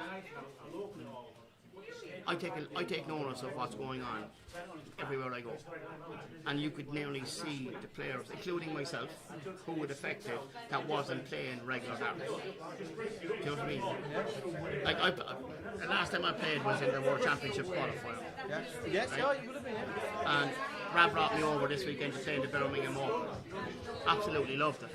Absolutely loved it, simply because I was back in an environment that put me in the PDC in the first place. But because the minute you put that PRO in front of your initials, you have a problem. And what's then your plan up until Q-Store? Because you mentioned there you played a tournament this weekend in Birmingham. Are you going to travel to playing as much as you can? I will play. Well, I'm going to try and play, but you see, it's not as easy as that. Do you know what I mean? Like, because between now and Q School, there's not going to be much. You'll have Christmas break. You have the World Championships on. The Boxing Day comp lying around somewhere. I mean, there was a time. We're having bullseye in the club, Billingham Catholic Club. If you want to go, is that your what's going to drive you to that Q-Store? Because you've said that your biggest downfall this year at times was the gaps in play. So how can you manoeuvre that up until Q-Store? I don't know what's going to happen between now and Q-Store. I'll try and play as much as I'm allowed to play, because I'm still classed as a professional after the 4th of January. So people still have an opportunity to turn me away from their door. Right? There was a time I played for a breakfast pack. Right, yeah. Anything that was played for a game of darts, whether it was £2 to enter, and if you won a breakfast pack, or you might be doubles, it might be mixed doubles in a bar, you play with a lady, you might play with. I played. I love playing darts. So I suppose that's my lack of insight in that, right? So even though, like, you know you've lost your card, the restrictions and everything else that comes along with having a card apply until the 4th of January. Yeah, I am not sure, and I know there's a few guys have openly returned our cards now that are still inside the top 64. Yeah. I think there's more to come. Do you think? Yeah. Do you think some of that's to do with it? I don't think the tour card anymore is the end all game here. Well, John, would say. we've said it, and I reckon this is. I should have a tally chart down here. I reckon I'm up to 5 so far tonight. In saying the sentence that there's never ever been a better time To be a darter. to not have a tour card. Yeah. There's never been a better time in the history of darts to not have a tour card. There's so many opportunities to earn money as a dart player outside the PDC at the minute. 100%. But does that take a little bit for you? Does that, going into a Q school environment, Absolutely. does that take the pressure off a little bit? Because you think, well, if this doesn't work, I know I've got all these other things that I can go and do. And Dan, by the way, before you asked, he's not 50 yet. He can't play the scene. He's only 48. no, We found out the other way. I would never suggest that. I can't believe you've even brought it up. That's a disgrace. I can't believe Sorry, I didn't John. point to the table. I'm sorry. I said you agree. I'm I'm sorry, afraid John. to take them. I don't know how many he's had, but that's outrageous. I apologise. It's been mentioned before. It'll be mentioned again. I think, actually, for the first time in a few years, and I went to Q school a good few years, I missed out by a point or two from time to time. Because it's a minefield. Yeah, it is. It's bonkers, You know what I mean? isn't it? Like, but this year, going back to Q school, don't get me wrong, just absolutely devastated. When I lost my tour card, when the inevitability was there. When it was confirmed, if you like. When it was Basically, when it was, I'm going back to Q school. Because right up to through my last dart, I thought I had something in me that could turn it around. Because I believe in myself. But I spoke with Rab, and he says to me, this is only the beginning. Do you know what I mean? Like, because if you don't get a tour card, it's probably the first time going into Q school where I can be a free spirit as such. You know if it doesn't go to plan, you've got all this other everything stuff else and plans and everything things you else can go and that's there do. that I can do. Do you know what I mean? Like before there was a case of if I don't get a tour card, then I've nothing again till the next. And I suppose you've now had a scene for the last couple of years of people doing that. You know people people in this room. Yeah. You know who haven't got through Q school, haven't had a tour card. Yeah. Well, they've had a bloody good couple of years. Going out and doing stuff and. The only thing I can say. We say for guys now that are going to Q school, and I've been there 7 or 8 times, right? Is that you have to have a plan. There has to be some sort of a plan, especially now with the Pro Tours going midweek. Yeah. So if you have a job, you could be in trouble here, like, you know what I mean, like. But you can't go to Q school and think that there's managers and sponsors waiting outside the door of Milton Keynes. Yeah, with a checkbook in their hands, waiting to throw money at you. Yeah, it doesn't work like that. So you gotta have some sort of a plan in place if this doesn't work out. Because you're going to spend an awful lot of money. I reckon we worked it out. I reckon it's going to cost any player without a manager or anything about $2,000. Right. For that week. Yeah, for that, well, especially if you're coming overseas. Yeah. Right? So you've got flights, accommodation, entry fees, which are the bones of what 500? I was going to say £500, I think, entry fee this year, isn't it? So Yeah, but Rab's got money, so it's not. yeah, he's not. Don't tell him that. But He'll react in a minute, really. You'll see him in the background. You'll see that on the stream and go, what? He'll take them off. It's a very bad one. He'll That'll be come and done. take the crisps off you. That's after Christmas. But you gotta be careful. Yeah. You know what I mean? Like I didn't get to where I am now because I got lucky. No. I won something along the way. Do you know what I mean? Like, so guys that say, oh, I got it as a Christmas present to give Q School a bash. That's an expensive Christmas present. Do you know what I mean? Like, I never ever put anybody down for giving it a go because I gave it a go. Yeah. You know what I mean? Like, and I was successful over it. But just be careful. Well, see, what you want to hope for is that Mrs. Simpson sends me on a Christmas present down there because you got to easy win if you he shows up in the get some idiots down there on 500. I won't even give it loads. talking of Mrs. Simpson, we've got to talk about your family. They're incredibly supportive. We see that in the chat room all the time. Nate has already said you're embarrassing her with that hat, obviously. Yes. Whilst Laura said you definitely look like you wasted away when the Chris arrived. But how important is it to have those guys behind you? And actually, there aren't many out there that, to be honest, with Maisie's career aspirations, with someone so you're inspiring your daughter every day that you go up and play darts, man. Well, but, you know, I've 2 daughters, but they're all the same. Do you know what I mean? Like, we're very sports-minded at home. I know that don't look like it, but I was fit one time. Professional sportsman, John. But we've It's like I tell everyone else, John, we can lose weight, but they're always going to be ugly. Never forget you're a professional sportsman, my friend. But I choose to look like this. It's my choice. I'm not carrying the coffin. So...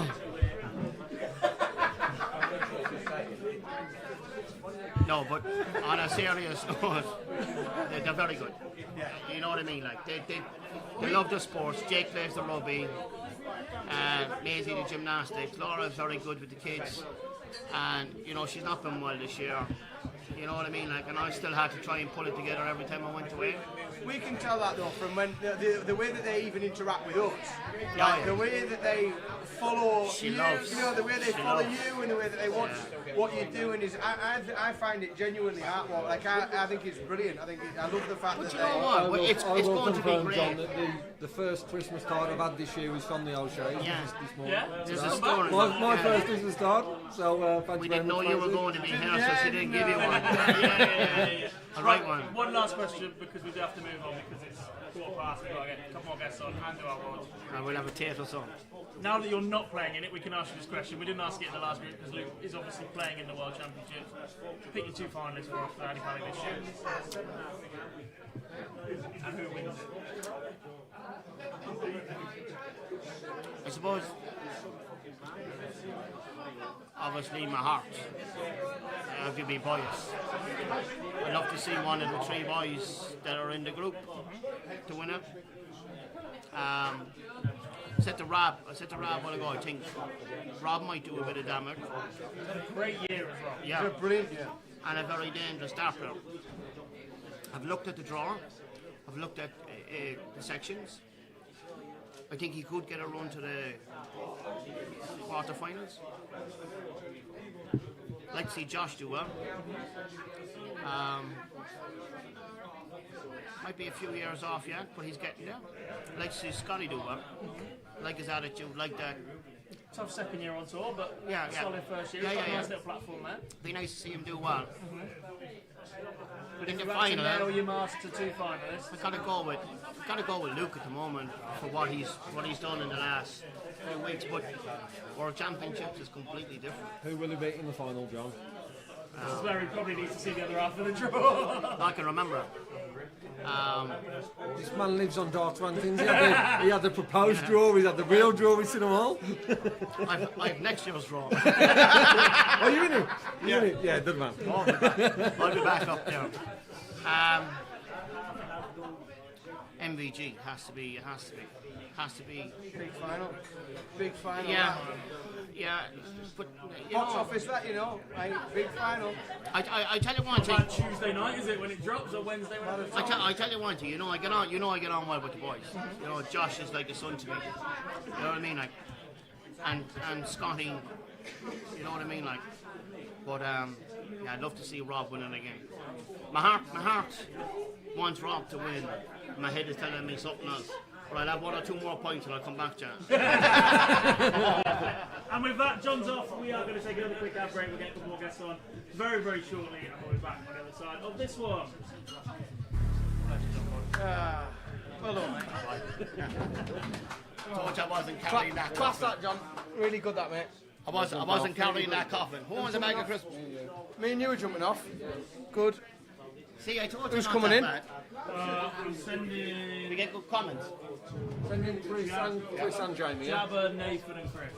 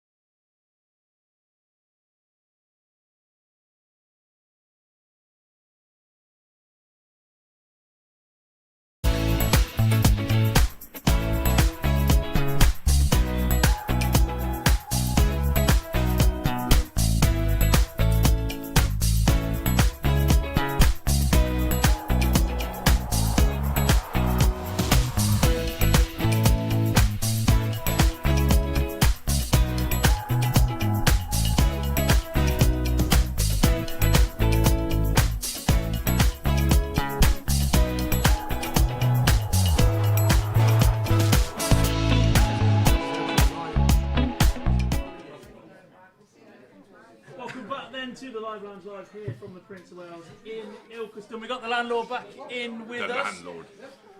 Got to do some work. Yeah. Doing less and less important stuff these days. I see you. Pot We're joined with washer. a couple more guests, and Jamie Caven and Nathan Gavin. Gents, thanks for joining us first of all. How are we doing? Yes, go well. I suppose the reason we've paired you two together is you're sort of at different ends of your career. Jamie, you've been involved heavily in the development and one of the first to bring an academy through. And then we look at Nathan, somebody who's come through the youth ranks of late. I feel like it's quite an interesting way to pair you. Absolutely nothing to do with the fact that every single conversation we've had so far is overrunning. You're meant to be on separately. Completely honest. But yeah, Jamie, you must be incredibly proud of looking at what your academy's done and looking around at other youth products around and seeing people like Nathan flourishing in the sport. Yeah, 100%. We've been going for 10 years in January, so we were one of the first academies to start. Debbie's been there tonight. I would have been there, but obviously I've come to where the glamour is this evening, so that's all good. But yeah, going on to like what Nathan's done and what Luke's all about at the moment, it's really good. The youth game now these days, the young players game, shall we say, is phenomenal. The standard, it's quite incredible, and it's higher than it ever has been. Does it make you thankful that you're perhaps not playing as much? Looking at what these kids are doing these days, are going, yeah, they're frightening. I'll take my back seat now. To be honest, it's probably the reason why I'm not playing as much. But no, it's just a joy to see, and the fact that these kids are, well, I don't mean like young kids, but obviously these young players are now going into a tournament where they're not frightened of reputation or the standard that the guys at the top level are producing. These guys are wanting to play them and, you know, really put their game against them and give it all they've got. And it's like, it's really good to see. It makes great for the future, isn't it? Well, Nathan, you're one of those that sort of come through that production line, if you like. We've seen you in the Motor Super Series, we've seen you at the Grand Slam. Like, what's that experience been like so far in your career for somebody who's quite early into your career? For someone like myself that's 21 to just have had that experience and had that opportunity, you know, it's what the pub players dream of, and when you pick up a dart and you want to play dart, it's what you dream of, is to be on the big stage, playing the big players. Yeah, the 21 to have done twice at Lakeside, the Minehead, the World Youth, the Grand Slam, yes, I can only be thankful. Are those experiences something that drives you on when you practice and your day-to-day that, and then going, right, I've had a taste of that now, I want more of that? Yeah, when I came off, when I got beat in the World Youth final, as soon as I came off, it hurt and whatever else, but I just wanted to get back on again, and I had the Grand Slam to look forward to, thankfully. But yeah, that's the January for myself now. I'll be going to Q school, try and get my tour card and try and get on the big stages as much as possible. Yeah, that's what I want to do. I want to be on the big stages and promote it. It's not new to him. There's some fabulous footage. He's going to hate me for this. There's some fabulous footage when he's. I knew there was a reason I got rid of Dan and Lee. He's a wee boy, and you're playing Jared Cole, aren't you, in the final in Finders in Amsterdam. And they're 13. I think you're both 13, 14 years of age. Still. Yeah. I've not been out for a long time. Jabba noticed that earlier. I've not seen him in 5 years. Bloody hell, Jack, you're going to get through them stalls. Yeah, so he had a taste of it at a very young age, and it's I think for him doing it so young, there's a lot of pressure on him. When the way, because there was, I mean, you played in Alan Suter's academy, didn't you? But that was when it was all in its infancy. Now you breed them for it, don't you? Effectively, you prepare them, and for him, it's always been a lot of pressure because the expectation levels were high. It was like Michael. Where I remember playing him in a finals of a massive tournament in Holland when he was 15. And I'm thinking to myself, boy, he's got the weight of the world on his shoulders. And it was no surprise when he made the transition into BDC, he struggled because he hadn't gone through that process which Jamie's Academy and all the other great academies do. They get them ready. And it's hard, it's tough. I see what he goes through, I see how much he grafts, and you know, it's not there for the good times, it's there to pick up the pieces when it don't quite work out. Yeah, I mean, look, there is that element that you see what he goes through more than anything else, because both in the same house upstairs as well. Does that add pressure to your game as well? Because look, we've spoken about the expectation levels, but then you go to things like the Super Series and Chris is commentating on you, and perhaps you travel down together or whatever else, you're going, well actually he knows my game inside out, if anybody's going to tell me I'm doing it wrong. But also there is an element that he knows it so well that the minute you know it's going wrong, you know that there's somebody there going, this is what he's doing wrong. I don't think it's more pressure. I think it gives me confidence, because I know that if my game's not, it's not just, if it's not there, it's not just me that knows I'm not playing my best. And he'd be the first one to say. Yeah, listen, I'm not a critique. I'm a support system. I'm here just to, like I say, pick up the bits. When he's playing well, as we've seen so many times, 9 darters against Adrian Lewis just getting edged out when he knocks on my bedroom door at 7:30 in the morning. Can you drive into the train station? When? Now. You know, of course, you know what I mean, and that's what I'm there for. I don't listen. No rivers in North Wales. Yeah. Like, I'll pull him at listen. If I see things in his game that he may not know that's happening, and Jamie would the same. I see it different. I'm not sure about you, but like you can. I don't know whether it's a vibe or just a feeling. You know, it's just something not there. It's just slightly off. So I say to him, look, just try this or try that. You know, where you experiment is in practice. That's what we used to do. We would try it. You know, you don't experiment when you're on that big stage, because you know this is your moment, and you almost go to a default mode. But yeah, listen, it's hard for the kids, because listen, he's looking at what Josh Rock's doing, what Luke Littler's doing, and you know he's up there in the mix with it, and he wants a piece of the pie, and it's tough. It's a lot of pressure. It's a lot to contend with, and I don't envy him at all. I'm quite happy that Jamie probably the same. We went through our process when it was slightly different.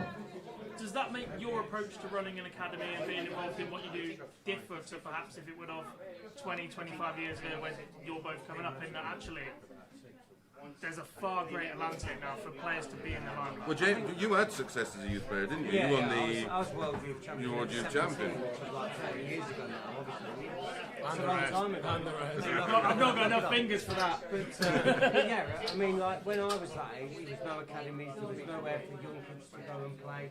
You'd have youth clubs, of course, where you could play snooker, pool, table tennis, but they wouldn't allow darts because of obviously the dangerous nature.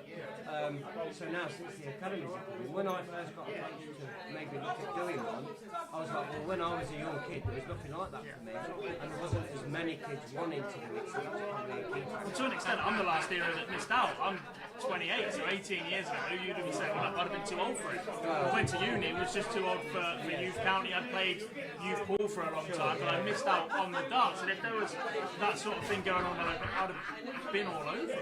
Listen, youth clubs were similar ages, right? Youth clubs were unbelievable. They taught you about discipline. They taught you about being competitive. They taught you about sport. You know, the youth club I went to in Albury Court, there was 5-side football pitch outside. We did boxing there. We played table tennis. We played darts. There was all sorts, and it taught you how to behave almost. And that's the big thing I take from these academies. They're being taught the difference between right and wrong. Yeah, and the etiquette has to yeah. be right. You know, there's at ours we've obviously got exclusion zones and all that kind of thing. So all the kids coming through it, ages from 7 and above, maybe even there's a couple of kids from the age of 6 even. We've got them boards that drop down so they don't like to stay with that. But they're being taught the discipline before they even anywhere near the development. They've got like another 8 years before they can even approach it. So they're still enjoying, it's about having it there and playing with fun and no pressure and just enjoying yourself and then learning the development as you go basically. So when you come into that age of 13 to 15, that's where the focus comes in of, right, within the next couple of years you're going to be looking at having a choice of giving it a go, you're going to be good enough to give it a go. I mean, Henry Coates is a prime example.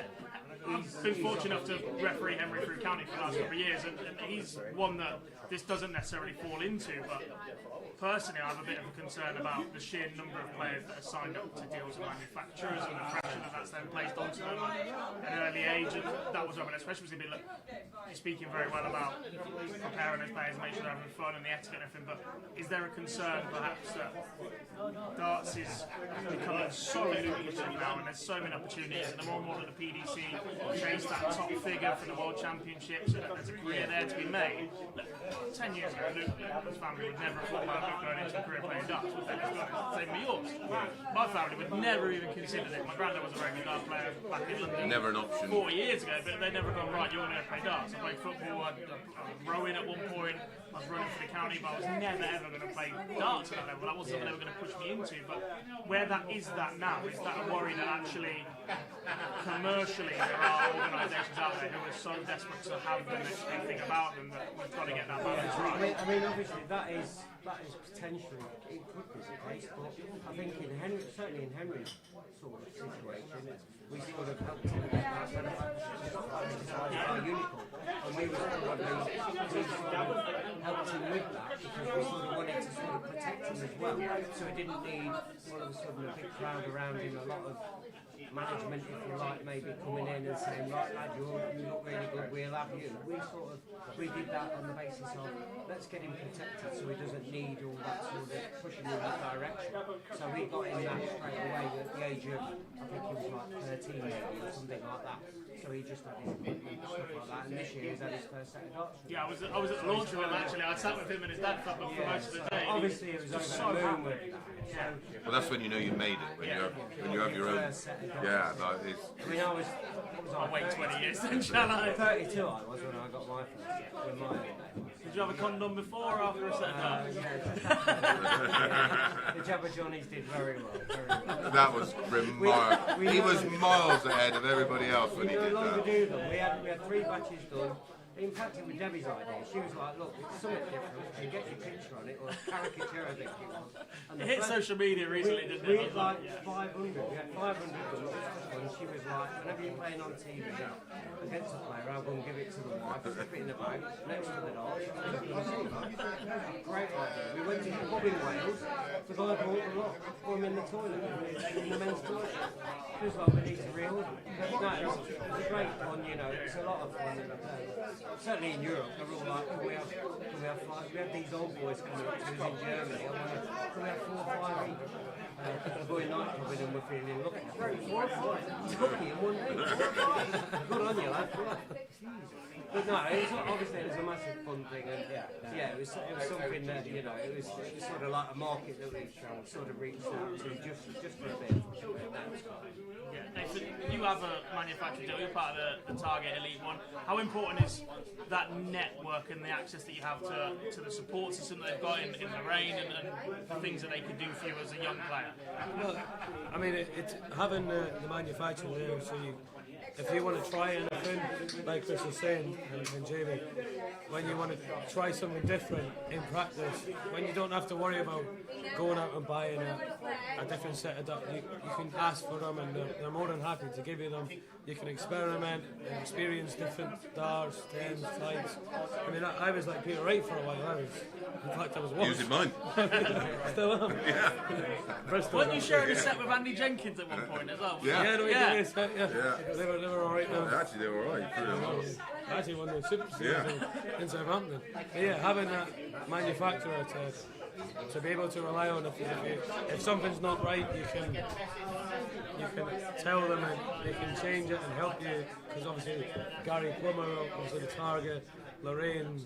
Before Lorraine was Darryl Fitton, they played darts for years and know what they're doing. They're not newcomers, and that's what you need. You need that. And it's confirmation for you as a player that first time you sign that deal and you see your darts for the first time with your name on, you're like, wow. Yeah, 100%. And it gives you confidence, it's just confirmation. It may be ego or arrogance or whatever else, but once you reach that point, you know it's that step in that right direction. You just get that one manufacturing deal. 100%. It's like Chris is dead right what he says there. You know, as soon as you see that branding with you on there, you're like, oh my God. And then on the flip side, it's like, I hope these work now, you know.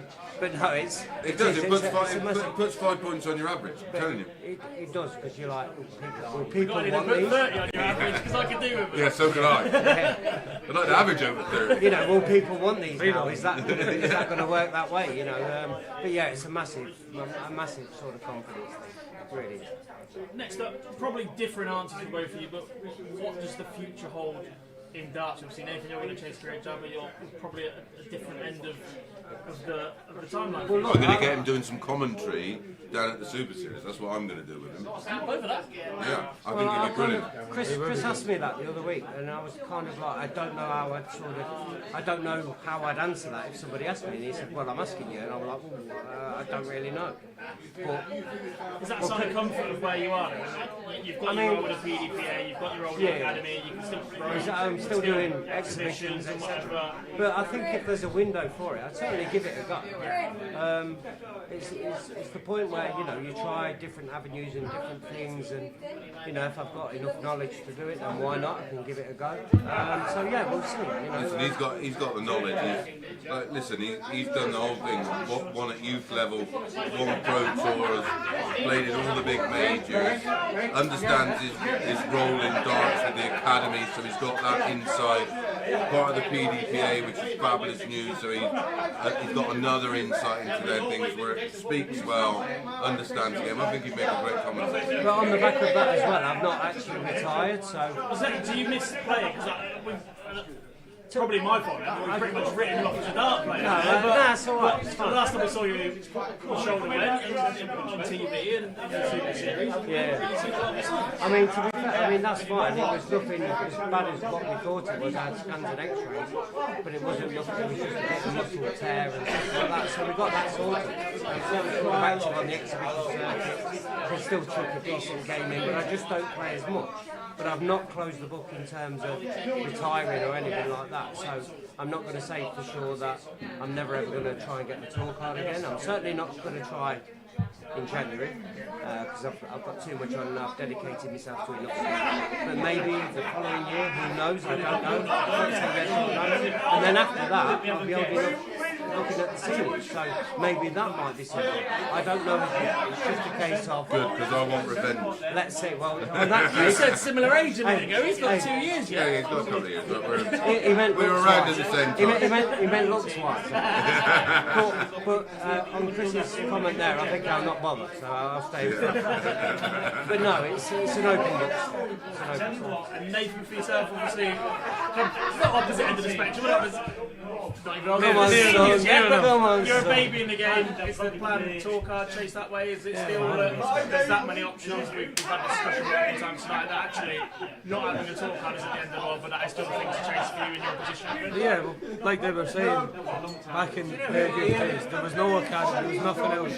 If you wanted to play darts, you had to be at the high end of the PDC to make a living and everything else. Whereas now, Super Series, you've got your WDF, even your Vault tournaments, you got everything to play for. ADC, yeah. But of course, you want your tour card. You want to be with the big boys, and of course that's what I want to do.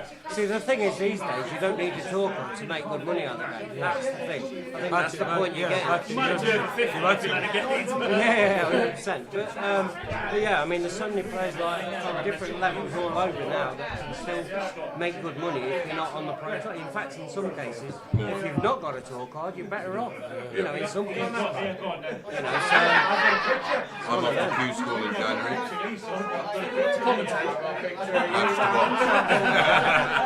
Right, final question. I got worried for a minute. Final question for you two before we bring in our final guest and we do our World's preview. It's 20 minutes to the end of the show. We've not ever shot this at all. 30 times. PDC World Championships coming up. Obviously, you're involved as a player, so we can ask you this question.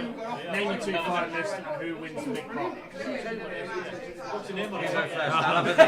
You know what? My two has got to be Van Gerwen and Gezi. Luke Humphries is on. He's playing very well, but will he be able to push for that fourth major in a row? Whereas you look at Gezi, who's at times is just ridiculously good, like silly. and Van Gerwen's been there before, and that's the one he wants. Everyone wants the most, but he's a different kettle of fish at the table. I think I'm going to say Van Gerwen. I think it'll be a Gezi Van Gerwen final.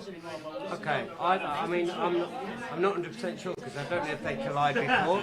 Mason's printed them off. Yeah, apart from that. But I'm going to go with, if they can meet in the final, I'll go with Luke Humphries and Gezi. Can they meet in the final? Yes. Right, and Gezi wins. Does Gezi and Van Gerwen in the final or before? Yeah. Oh, right, okay. How do you do it? So Van Gerwen and Gezi. So does Van Gerwen and Gezi meet? Does Van Gerwen and Luke? Okay. So Van Gerwen will beat Humphries. Right, I'm going to say Humphries will win that game. Five. Bigger I've seen the posters. That man definitely is not allowed to bet on that. No, 100%. On camera. Right, thanks for joining us. We're going to get our final guest in, which is Mr. Jim McEwen. Back on the other side of this one. Perfect. Well, cheers, boys. Let's roll. Am I staying in? Yeah. No? Just stand. This is just the beginning.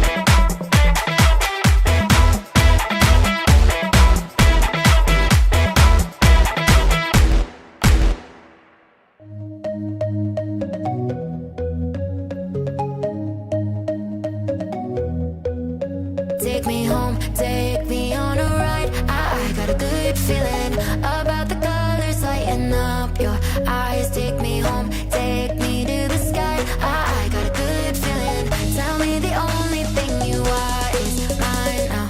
Na, na, na, na, na, na. I got a good feeling. Na, na, na, na, na. I got a good feeling. Good feeling.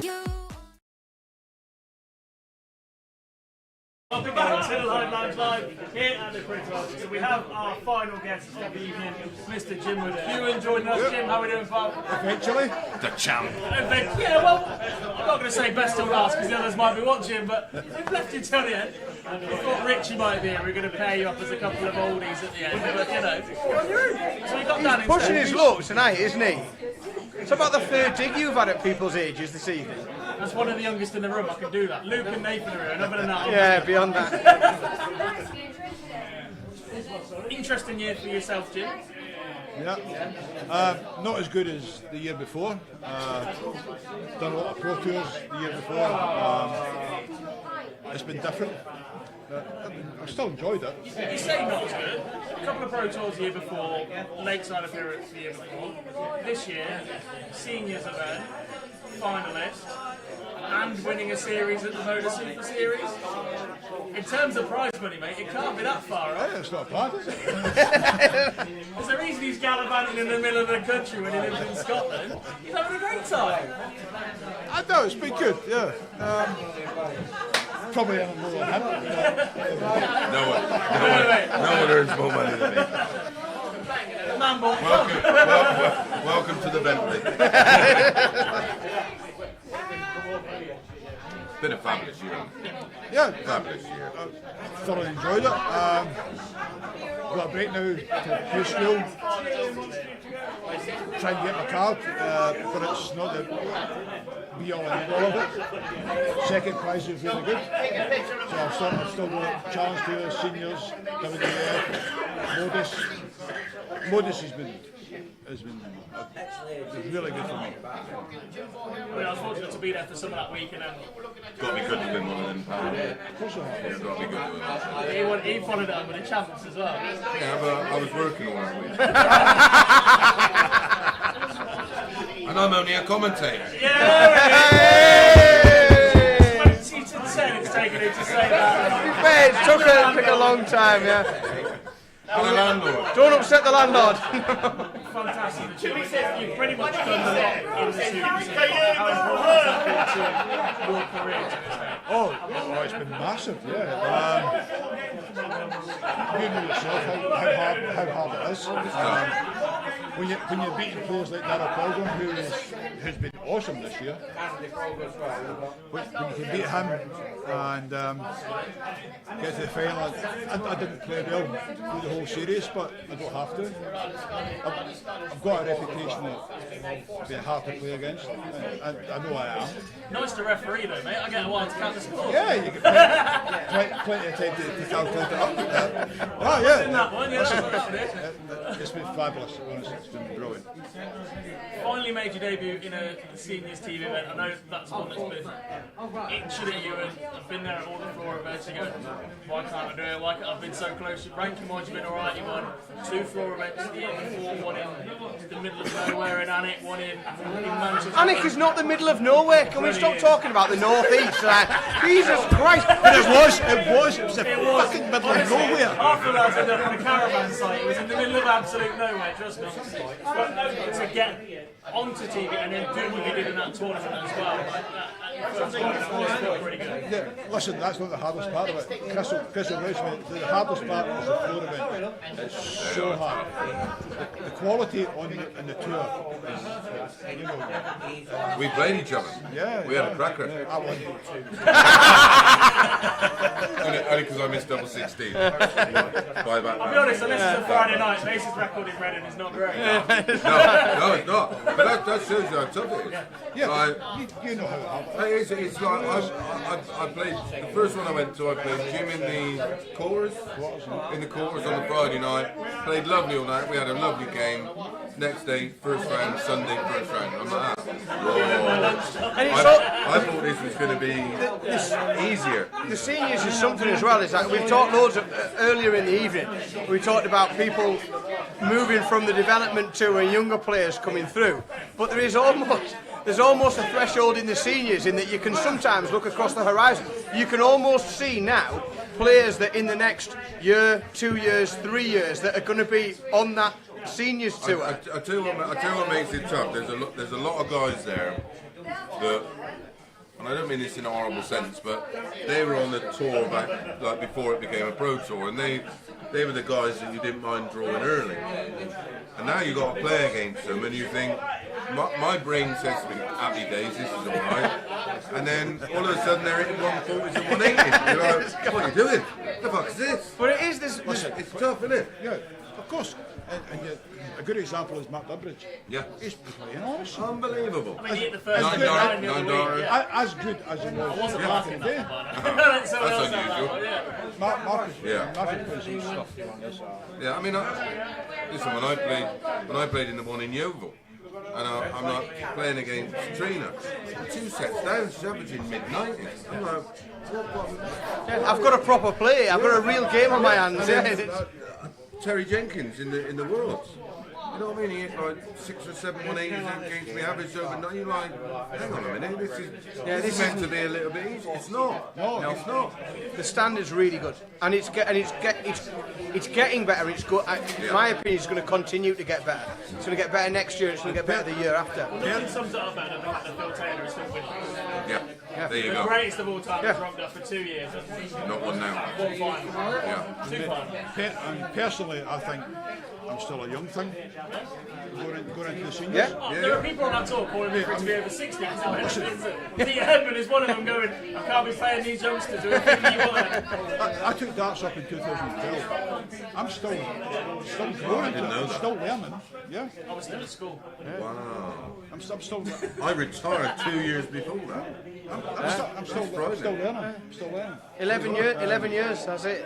Yeah. Done. Yeah. I didn't know my ass from my elbow after 11 years. it's like, I didn't know that. That's amazing. Yeah, I mean, I always want to learn. Wish you'd have taken up bowls or something. No, it's been You two draw each other in the seniors. It's going to be brilliant. What's frightening is, and he's right, is like I'm looking around thinking, oh, he's over 50, they're still really good. I've literally just pinged darts right here. 7 of the PDC top 32 are over the age of 50.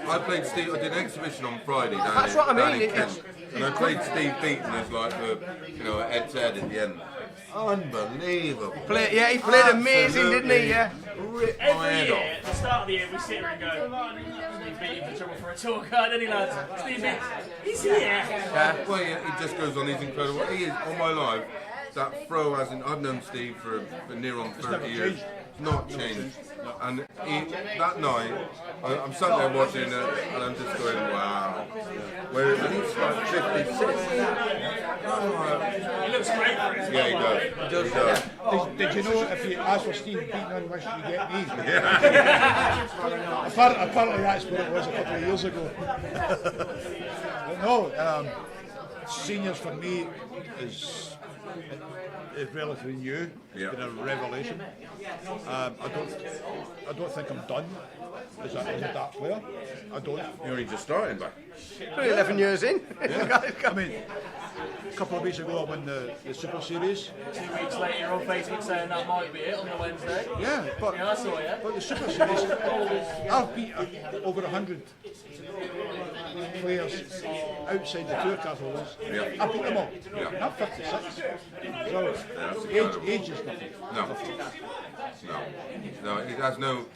When I watch the players, well, when you look at what Phil did in his last couple of years, and we did a thing down at Modus, like our top 10 of all time, and then our top 10 in the last 10 years, and he's in both still. You know what I mean? You know, he won a match play. He made a final of a Worlds, and this is a 57. But it's interesting. Look at Peter Wright. Peter Wright didn't win his first World title until he's 49. Yeah, like we had the conversation. We had the conversation earlier on, and we were talking about the biomechanical difference between like men and women. Like, but for darts, if you're 40, if you're 45 or you're 56 or you're 45, it's not bad. Absolutely not bad. Technically you're identical. You are. Sorry, everyone. Someone dare be in the chat room. Are you asking me to step in? Oh, hello. You better get a stool. No, just step into Christmas lights. Get that behind the camera.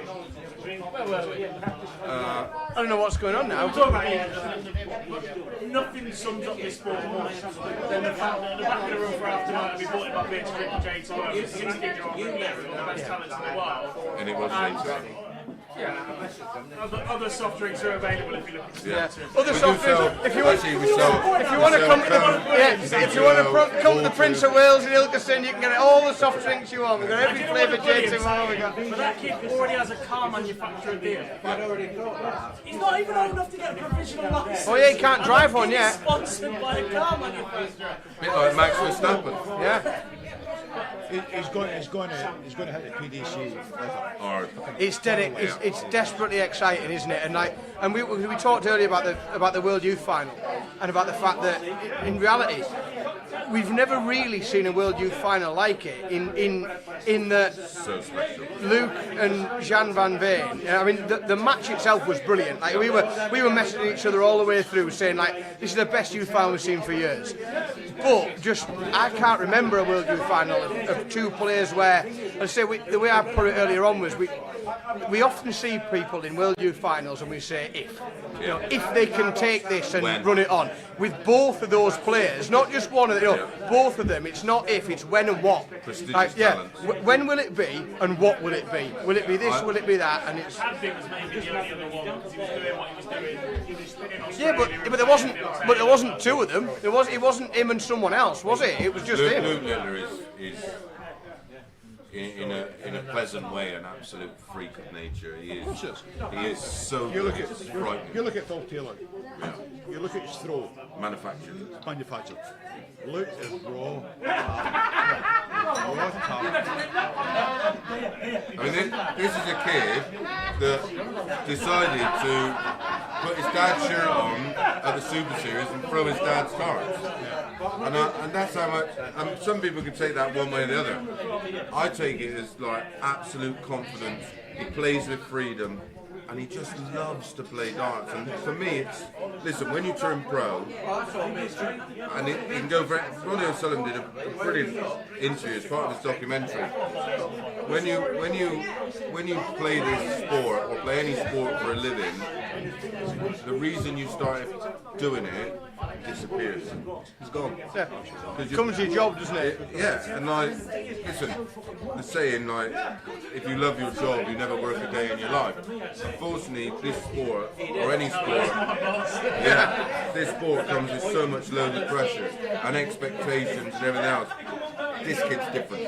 He's wired up different. He's so nice, and he's beautifully ignorant to about what's going to happen for him. And you know what? He don't give a fuck. Do you think he'll be out of Josh Rock? He's watching, by the way. He's just told me he's already got a provisional, and who doesn't love an apple and raspberry jade squad? Well done, Luke. I think Josh Rock's a benchmark for Luke, I think. Yeah, I think. Luke's But 5 years he's He was the scary thing. Yeah. That's the thing with that final. In terms of darting careers, maybe not. Josh is still relatively new as well, but when we had in terms Nathan- of age-wise and development, to get to the same age and live out their career, Luke's got 5 years. Well, we had the conversation earlier, and we were talking about players that play on the development tour that have a card. And we were saying that normally where that conversation's happened previously, we've been talking about like a 22-year-old Dimitri Vandenberg. So that conversation exists. And it's like, Dimitri Vandenberg's 22 and he's at the level he's at. Does he need to be on the development tour? He's got a card. He's got this. And now people will point the finger, and they will point the finger at Luke and say, he's got a card. He's ranked wherever in the world. Should he still be on the development tour? But this kid, he's not. This isn't 22-year-old. He's 16. And I think, my view is, I've never played. You've played the Dev Tour. I've never played darts at any good level. But what the development tour, for me, should be doing, and hopefully will do for Luke. But it's not just developing people playing dart, throwing darts at the board. It's developing them as a dart player, as a professional player. It's developing the way that you act, the way that you interact with other people, the way that you conduct yourself as a professional. It should be developing all. It's like serving an apprenticeship in any other trade, isn't it? And for me, I think it blurs that discussion a little, because I was one of these. It was, Dimitri Vandenberg's 22 and he's ranked there. Should he be playing in the development too? But Luke's very different because personally, I don't think Josh Rock should be in the development tour. Josh is developed enough. He has. Luke hasn't. As you say, Luke has still got to grow. Yeah, as a man, as a person, hasn't he? Yeah. I get the top 32 rules, but I guess that's where there are some complete opposites. Like tour card holder and age-wise, I think Josh is ready. Tour card holder and age-wise, I'm not sure you can say Luke's a finisher. I mean, is it fair to deny him the opportunity? I was an advocate of holding him back for a year. I said, does he need to be rushed through? Does he need to be fast-tracked? But what do you do with him? How do you hold him back? He's too good. He's too good. And then, if you do hold him back, do you degrade that momentum that he's built up? And do you miss that opportunity? And the phrase, if you're good enough, you're old enough. Yeah, because he's good enough. Listen, if you try and hold Luke back, that will damage him. Yeah. But very, very special. And I've been sort of following his progress since he was 12 years of age, and thinking to myself, he was way more special than all the other kids around at the same time coming from the JDC system, and then all of a sudden he gets better, and then he gets better, and then he gets better, and you think, where does it stop? And some of the stuff he did at the Super Series, where I had an opportunity to sort of observe, but right up as close as you can get, and just watch his mannerisms, watch what he's like. If he, the rare time he did get beat, but watch how he was. Yeah, and I think that's the beauty of coming through the academy. You get tall, then you can. You learn to lose, don't you? Like but that's part of it. We're talking about the development tour. Where do you cut it off? I think. For me, it just has to be. I mean, I always. Luke's an anomaly. Yeah. Luke's an anomaly. Because of his age.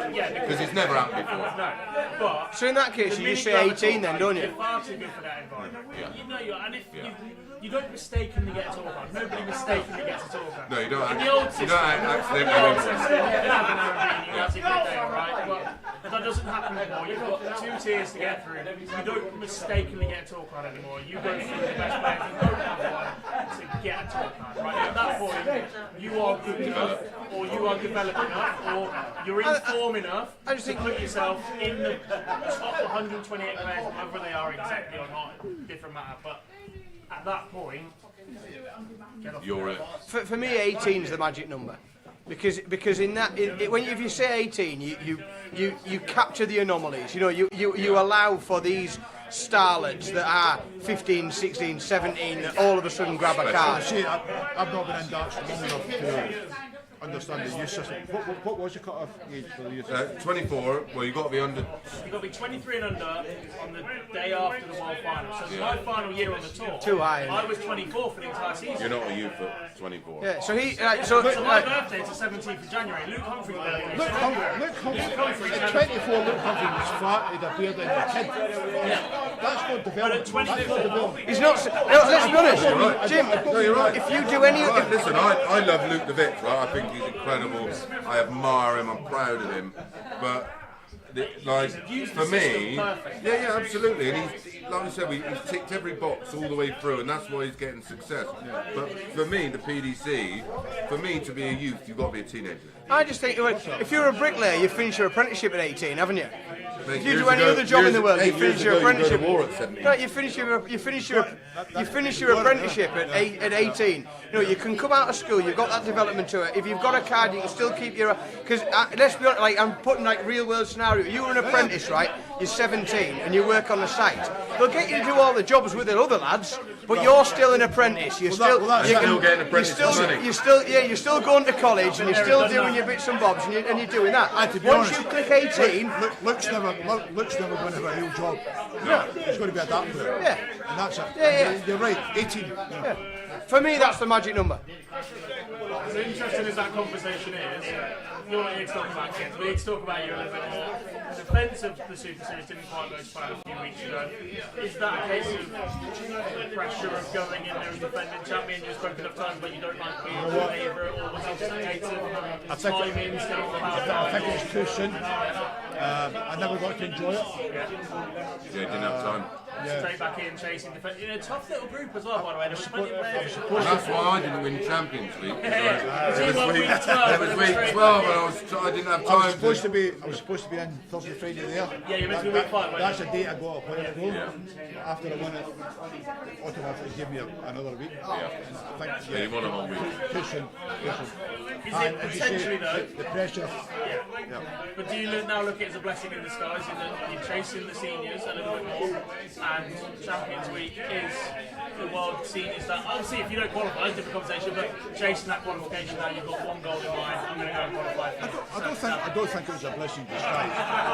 I should have 25 grand, that's a bad way of phrasing it. But I should have come back and played a lot better. Because I know better than what I did play. To be honest, I didn't play that bad, to be honest. I was unlucky, but that's the way it goes. When you come back so soon, people are watching, expecting this, and that was in my head. Yeah. But you've been introduced in the battle, defending champion, defending every time. Like Steve West for the last week, it's that night, and then every time him and Conor Heenan went. And what happened? These two a bit too each. Every time I looked at the telly, it was, he's back.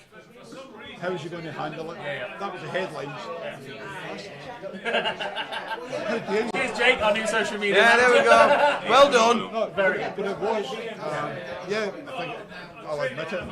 It got to me a bit. Last question on you. You're probably the best placed person in the world, given what you've done with the Super Series and the seniors now and chasing the talk out. That's pretty much a 50-50 for you in Manor, isn't it? Like, you are literally one of those players who walks into that room who goes, any outcome here is good for me. Does that alleviate the pressure of walking, chasing a talk out? Because actually, the outcome of second is almost... It's a win-win. Yeah, it's If I don't get a two stars, what a second place. My main goal probably is the seniors, if I'm honest, and the Super Series as well. Good money, isn't it? Of course it is. If you win it. Just if you win, yeah. It's good money if you win a week. Well, that's it, yeah. I've heard you talk about what money Luke's made in the last couple of years. I've made a lot of money in the last couple of years as well, in the Super Series itself. It's been a, This man loves Southampton. yeah. I'm quite happy Yeah. to go with that. Well, last question. This is how we've ended every conversation, apart from we had Luke at the table. The BDC World Championship is coming up in a few days' time. That is why we're looking ahead to the tournament. Who are your two finalists and who wins the tournament? If I'm really honest, if they both play their best, they'll be Luke Humphries and Gary Anderson final. You get Gary Anderson on his His record at nobody will beat him. The only thing stopping me from... And I think he's playing better now than he ever has. So The only some thing of the that stuff stops we've me seen from this year going has all in been... on Gary is the fact that man there will be all in on Gary and I can't possibly do it. I don't trust... Jinxie Joe. Yeah, I don't trust Phil Bars's picks in order to back it up. Yeah. I picked this shirt out especially because of my pick. I think he's... No chance. No chance. I'll be patriotic. No, honestly, if Gary is on his game, nobody can beat him. Honestly. Oh, imagine. The man is Ridiculous. What do you imagine? What a December we could be in for? One of the best, Ali. What a story. And another boy over 50 Hey. winning the world. Yeah. And you know what the secret is for him? He doesn't care. No, don't give a shit. Well, he cares about winding people up, and that makes him my favourite. He just wants. That's all I do. He just wants to play darts, doesn't he? Right, Jim, thanks for joining us, pal. We're going to take one last short little break.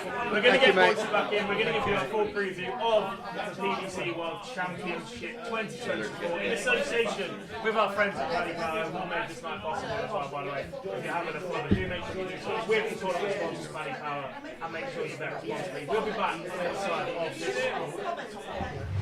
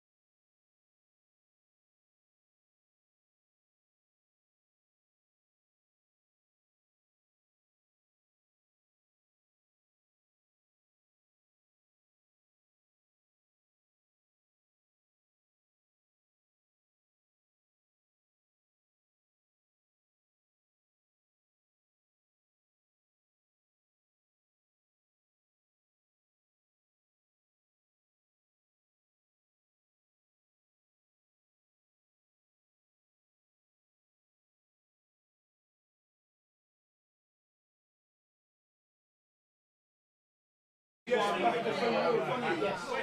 back to the Live Lounge Live here from the Briggswells in Gilveston, Derbyshire. We are back, just the four of us, how we start the evening to look ahead to the Paddy Power BBC World Darts Championship. Starting on Friday night, gents, it is World Championship week. Dartmouth! Merry Dartmouth, everybody! Dartmouth, indeed. Right, we did promise you we are into a bit of Fergie time already, but it's a live bonus. show. You Lucky can you. always come in, and it means we get more ad revenue because it's December. So yeah, And I get to drink more pints. Have we found out what time last orders is? That's the problem. Yeah, somebody has to land on what time last orders is. There ain't one. What happens is we shut that front door and then nobody cares. Correct. See that sign behind Phil? I just The pub's shut today, apparently. I just wondering. Right, here we go. The BBC World Darts Championship does get underway. They're getting noisy this lot now, aren't they? They're getting rowdy. Because John O'Shea's had a few. You can't blame him entirely. Boys, as a whole, looking forward to this tournament. The contrast to the WDF we spoke about at the very, very start of the night. This is darts. And this is where, look, even the casuals are excited. I don't want to start slagging people off, but everybody associates Christmas with the darts and what goes on at the time. Elite players, elite production, elite commentators, it cannot fail. And Paddy Power on board, who, thank you, Paddy Power. It can't fail to be just an absolute blast. I was convinced you were going darts on the radio as well. I do think, darts on TalkSport. Darts on the radio, it works. I do think we are already seeing, if right, that the difference that Paddy Power have made already. Like I've got like loads of friends that love sport, don't watch darts. But this year, and never before, they are almost because I'm the darts person, they know, asking me about this World Championship because Paddy Power are just bringing eyes to the product that we've never seen before. They are the masters of... I've never had a pub where people are allowed to wear their pants on the outside. No. In this pub, they are doing it. I mean, and they are. The fair thing to say about what Paddy Power have done already is we're disappointed. We haven't seen the Paddy Power Open on TV because that looked amazing, and we only saw 6 minutes of that, and that's what Paddy Power can bring to. They get it. They get it. They understand the power of. To be honest, even before OD as a brand, as a concept, or had any conversation with Paddy Power, the minute that news was announced, everybody was excited. Yes, it's gone back to a betting sponsor, which some people are happy with, after Kazoo's decline and downfall, but the sheer marketing power, presence and ability that Paddy Power have just meant people were excited about this. And again, people need to understand, someone who doesn't bet anymore, what betting companies do is they bring a lot of money into sport. What they do in regards to push betting and all sort of that is a different conversation whatsoever. Yeah. But what they do is bring a lot of money into sport. And until another company does the same, or another brand of companies does the same, we can't help but back a company or companies who pushes the sport. The Barry Owen one's £1 million. The Drive is £1 million World Championship. That's only going to be done by Buckmaker sponsorship. There's no other way that will be done. There's that fine line of saying let's get rid of betting companies. Not until I win the lottery and we have the Dan Simpson World Championships. Where do we stop with this whole censorship thing? Like, listen, I got my own mind. I make my own choices, right? Yeah. And so can everybody else. I totally understand the issues with gambling and everything else, but I think we're constantly getting pushed. Oh, this isn't good. Like, listen, I worry about the majority, not the minority. Yeah. And you know, things have got to just chill a little bit. I think just as an extra one, just as a highlight on some of the, because we've seen some very cool things. We had a right good crack earlier about the green treble 20. We had a good laugh about that. I'm the only my team played a league game on it. So, but I've got one, but I'm not letting anybody. I know. I've seen it. I've had my hands on. Yeah, I'm looking at you. Yeah. I mentioned it on You stream. ruined yours, then. Yeah, but I made a comment on stream a couple of weeks ago that I had one. You got one. You got something. Oh, hang on, just so we got fucking complete here. I've got one. You've got one. It's just fucking me, isn't it? Just me. Yeah. You can afford to buy all of them. Just me.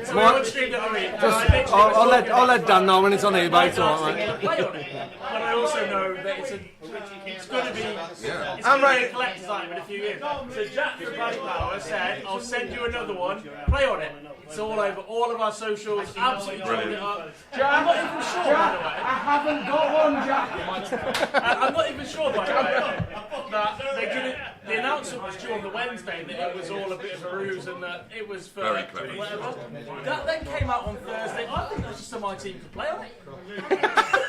I had people coming in the pub going, "Are they really going to play on that board?" And I was going, "I don't know." Did you see? I had a couple of people on Twitter, right, and he'll appreciate this, going, "Is it genuinely a thing or whatever?" Or I imagine it. And he's like, I sent him back the Harry Potter quote from Dumbledore going, "Of course it's all in your head, but that doesn't mean it's not real." And he's like, "I genuinely don't know what to think anymore." There is slightly a different. There is a different side to this story, which I literally brought an house about 6 months ago. Told the miss I'm not having a dartboard up in the house. I didn't know one was coming. Sorry, Dan, told you this one. I didn't know one was coming. But that's for my address. Mrs. phones while I'm at work. Why is there a dartboard here? Why are you planning to do? I'm like, You're not even allowed one and you've got one. Get on that WhatsApp, we need to. Right. What am I going to do? They have announced a new trophy. Not for the outright winner. Oh, it's a big lad. It's a big lad in it as well. The Ballon d'Art. The Ballon d'Art. Oh, yeah. What is it? Big. What is it? 4 kilos. Big Bigger album. than that. Yeah. 16 kilos. 16 kilos. Yeah. I could lose that and still be fat. Fair. It's a bit gimmicky, but you know full well. There's going to be attention Do it. on who's hitting the most Do it. grenades. Yeah, do it. And every 180 Why not? this year they're going to donate £1,000 to charity. Good. Let's be honest. Prostate cancer. Brilliant. 900 the last couple of years. To get Big 200 grand, Big yeah. lump of money. We're looking at the international qualifiers as well. They're It may not be better. the best. It may not be the best quality ever, but you look at some of them going, you can hit him, you can hit him, you can hit him. You're looking at players who you are now going, right, a couple of years ago, you were the last 64 or last 32, without being disrespectful.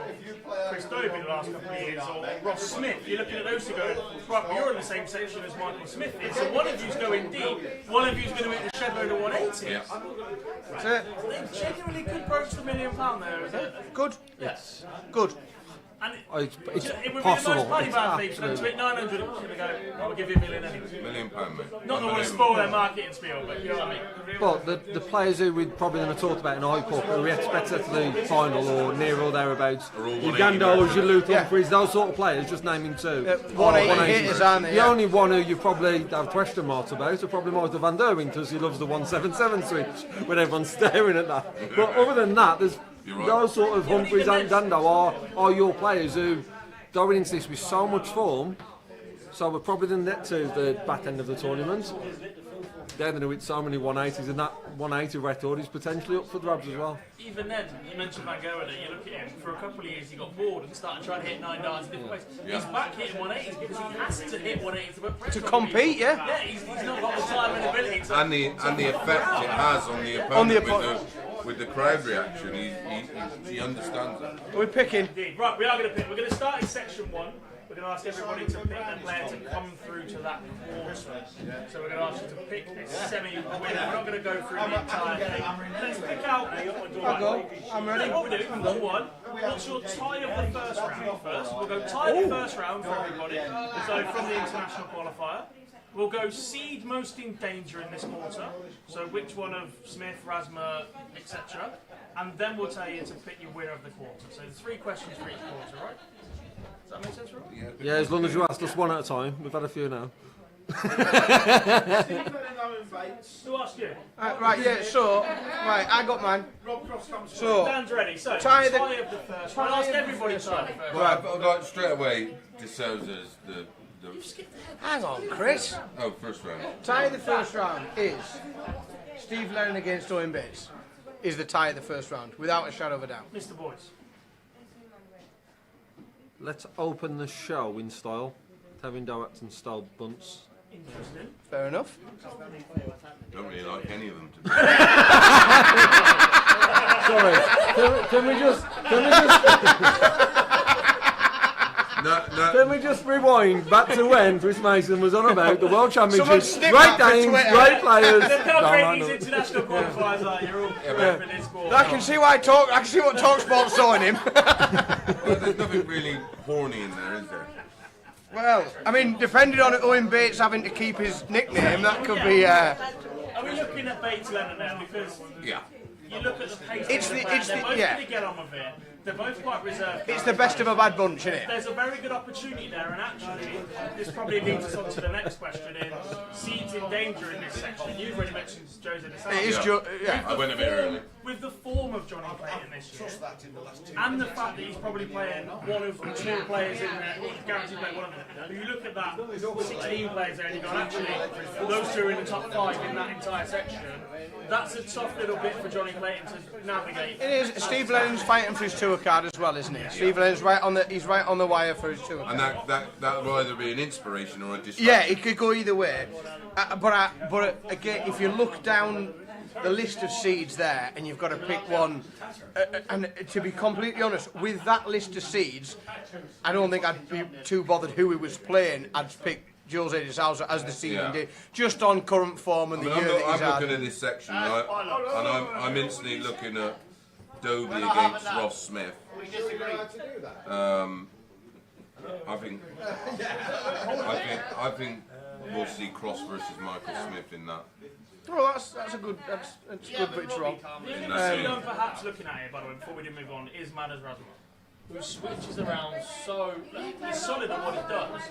But if a Mike Dideka gets the Mike Dideka we've seen this year, his Could happen, is yeah. so solid. I'm not expecting an awful lot from Dragson Hall, but I won the PDC High-Low Super League in Germany. I don't think he beats Fantastic Dideka. But I don't think he's going to rock up there and beat Dideka or Razumov. No. But if Mike Dideka's up there against Madas Razumov and gets going in the first round, the 2023 Mike Dideka we've seen is far better than we've seen as a pro. Yeah, he's been outstanding, hasn't he? He's been putting in numbers that you can't ignore, and he is playing. Listen, I like Madas Razumov. I think he's got some flair about him, but I think he gets, and it's a phrase I use a lot. He gets too emotionally invested. He gets down on himself. And in a World Championships, you can't afford to do that. And I'm not, talking after the Lord Mayor show, but you can't. You've got to somehow completely ignore it, and it's gone. And you can't change what's happened. Do you think it plays into his favour that he could potentially play Michael Smith, who will probably emotionally have a lot done on his head this year? That might play. Yeah, I'm saying I'm going into third round now. If I'm Madas Razumov, I'm not looking forward that far because I'm petrified of Mike Dideka. Yeah, and he will be. He'll be aware. Listen, I the players are aware who's hitting numbers. I think it comes The through biggest that. weapon I think Madas has got in that game is the fact that he will control the pace. Yeah. Agreed. And Dideka likes to get on with it. I reckon that one. I'll call the big one out straight away. Rob Cross beats Chris Dobie Okay, in that quarter. You're saying the world champions gone. I think Chris Dobie beats Michael Smith. I think Cross beats Smith to win that quarter. I think Cross beats Smith to win that quarter. Right. Just a bit like.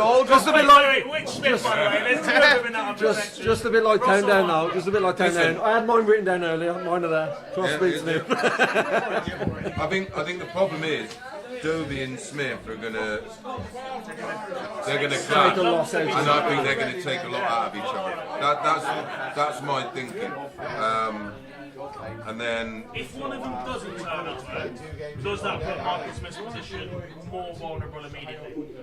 If Ross Smith or Chris Dobie don't exert as much energy against each other as perhaps we expect them to, I love Mike Smith, right? And no one could be more prouder because I always said for years it's not if, it's when. And that was a question at the time, though, wasn't it? Like, Yeah. you look at people like Luke and you go, if not when and whatever. But for Michael Smith, it's genuinely difficult. This might fall into Dave Chisholm and Terry Jenkins category, right? yeah, potentially, but the age was a massive factor for me. And I know Mike really well, and I've known him since he was 16 or 17, and he is cut from a different cloth. And he was very transparent in defeats, and he was very matter of fact. And he said, look, when he lost to Peter Wright, when Peter Wright on that mad run, what could he like? If you read a line or he bottled, what could he fucking do? Peter averaged 114. Yeah. Over a What do you do against that? He's unplayable. I don't personally think. I've spoken to Mike about it, and he's having none of it.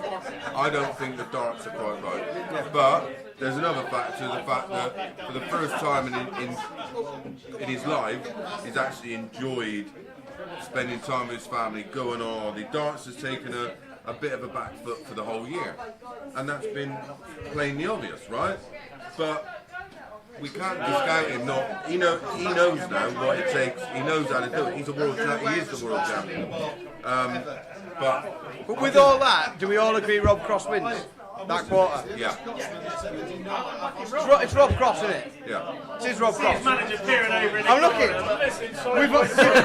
We've all picked Rob Cross, don't worry. She's not full enough to And do you know what? Whatever happens at this point, I'd like to say he's a good judge of character, but he was my manager for 10 years. there is absolutely no way on this earth that Rob then talks himself out of the Premier League this year. He's in.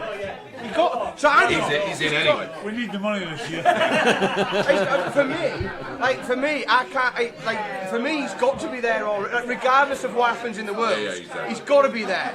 It's like We missed got the to be. review of the year part earlier. We spoke to Yeah. against whatever else. But actually, a big part of that year would have been the fact that, despite going Price's form, and despite Mark Back going to surgeons and actually winning trophies, a large part of the story of this year is, did Luke or did Rob Cross beat the other one in the final? Yeah. Because they met in the World Series, they met on the Euro Tour constantly. They have been two of the outstanding players this year. I'm just in total shock that you've brought up a Premier League conversation, whenever that may be. In December? Enjoy that one, Philip. Right, section 2. I think this one's quite interesting.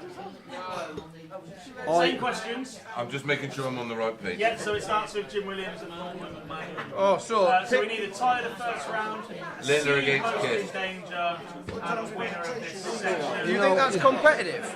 Yeah, that's my issue. Yeah, well, Christian Kiss's injuries. injury. Yeah. There's a big bracket on this. If Kiss plays, Yeah, I think you're paid. I don't think. £7.5 grand in your pocket, of course you will. Yeah. Ask Dirk van Dijvenbode a similar question, you know the answer's going to be. Exactly that. Is this one that straight? I mean, the draw of the round is Campbell against Gilligan. Yeah, that's the one everyone wants to watch. Yeah. But I'm fascinated just to see Luke Littler on debut at the Worlds, stand up there, do the walk on, and like, as a 16-year-old lad, literally just tear up everything that we would expect from a 16-year-old lad at a World Championship. Yeah, I think that's the only difference when I look at that section. It doesn't stand out as the Dame of round one, but it's probably the one I want to watch the most. Yeah. But that's because of Luke and not because of Christian. When you look at sort of a battle and there's someone, when you look at a battle and two players down at each other, I look at that to Chut and Connor Stutt Dame, and I think that could go 4 or 5 sets. That could be a bit of a battle. Obviously, Matt Campbell, Lawrence Alarden. Alarden always delivers, doesn't he? If it isn't on the board, it's something else he does on stage or is it away. Now looking at his arms. Keegan Brown and Boris Kirchmar's a good match. That's got potential. That's got potential. There's a lot on that. Yeah, Boris is a big lad. The other one I'm interested in is Simon Wingle struggled last year against Perez. Yeah, Christian But he's Perez. another Filipino in Pamela Breda. It's not the best years at all. And Chopman listen, changed his darts a bit. he's playing Gary Anderson in the next round. No one wants to win that game. No, do they? nobody. Yeah. Tries when he says Seed otherwise. most in danger. Kiss Littler, first round, Kiss. first round. Without being disrespectful, look at the rest of that first round. There you go. This section might be one of the purest in terms of pace. Oh, Well, God, I yeah. tell what you've got though. You've got Even look, we mentioned Connor's got Christoph Chuk, but they're not rapid by any but you've got players who've had standout years. Jim Williams has been unbelievable all year. Zagansky winning his first title. He's doing bits. Quality. Matt Campbell, Lawrence Delagan. We've touched that already. The Luke Littler effect. Can't wait for that. Connor Scott against Joe. Much better second year given the hype around him year one. Yeah, that's been tough. I think he's struggled to live up to the expectation. But he made a lot of changes. Like he took new custom darts into his program. He didn't have an awful lot of time to get used to them. no, and it was another one. I think it came too early. I'm pals with his manager Brian, and I was like, I'm not sure he's ready yet. I'd have put him in the Q squad for one day, pulled him out, let him have another year on the Super Series developing, because he's a player that it's not like he was a superstar when he was 14, 15. You know what I mean? He's worked to it, hasn't he? Yeah, he's at the grab. Mickey Mansell.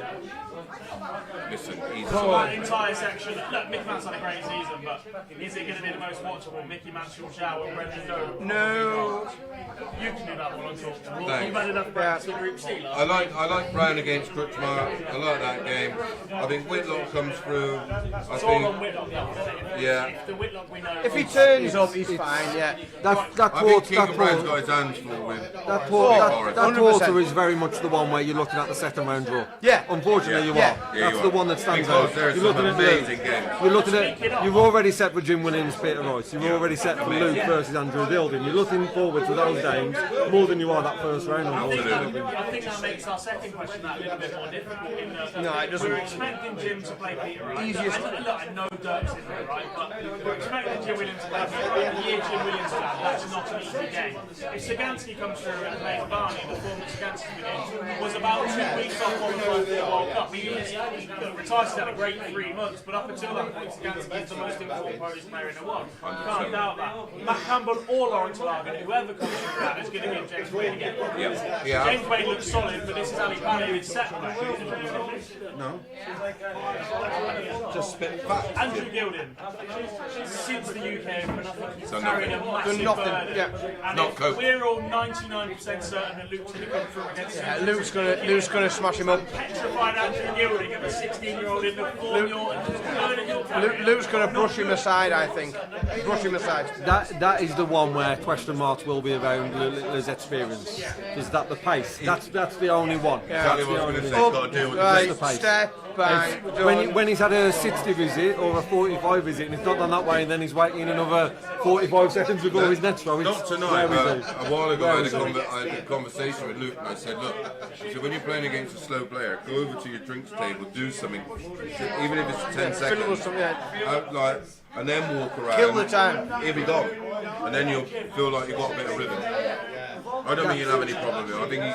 I think he's just. I don't think Gilding is in the type of form he was in when he won the UK Open. If he was, it'd be dangerous. 108, 107. When I say When's he done that that's this the year? question mark on Luke. There's been probably 100 question marks this year, and I mean, there's not. He's answered every one of them. That'll be the last one. Will be that second round. Dirk's injury is obviously a massive part of this conversation as well. So good luck picking one this round. Who is the seed most in Dirk.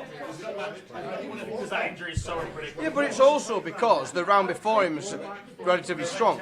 Like Keegan Brown and Big Boris, like they're both solid players, and they've both played on a stage. But, you know, he's not going to get some random qualifier. You know, And they've had the advantage of already having him playing. And I think Dirk's a mile away from form, and I think he's going to meet a decent player having come off a good, because whoever comes through that match, they've come through a hard match. Yeah, it's a tough game that. So whoever comes out of it's come through a tough game, and then Dirk, we know he's a mile off. If you look at the list there, like you can make all the case in the world for saying, well, you know, Jim Williams has played well, so Peter's in danger. But if you want to put the most in danger, it's Dirk, innit? Like, Right, who wins this quarter, James? We're going to have to pick it up a little bit. This is a tough one, and actually, when we get to this conversation in section 4, I was sat there saying that actually, I don't think winning the Players' Championship is the best thing for Luke Humphries, because I'm worried about success, and fall is inevitable at some point, right? Yeah. But actually, the fact he's taken himself out of this section of the draw By winning might it. genuinely be the best thing that's happened to him. I think Luke Littler plays Kezzy Price. I can't. And I don't know. He's Gilding, Wade, and then Right. Yeah. Right. I don't. I'm not sure about right.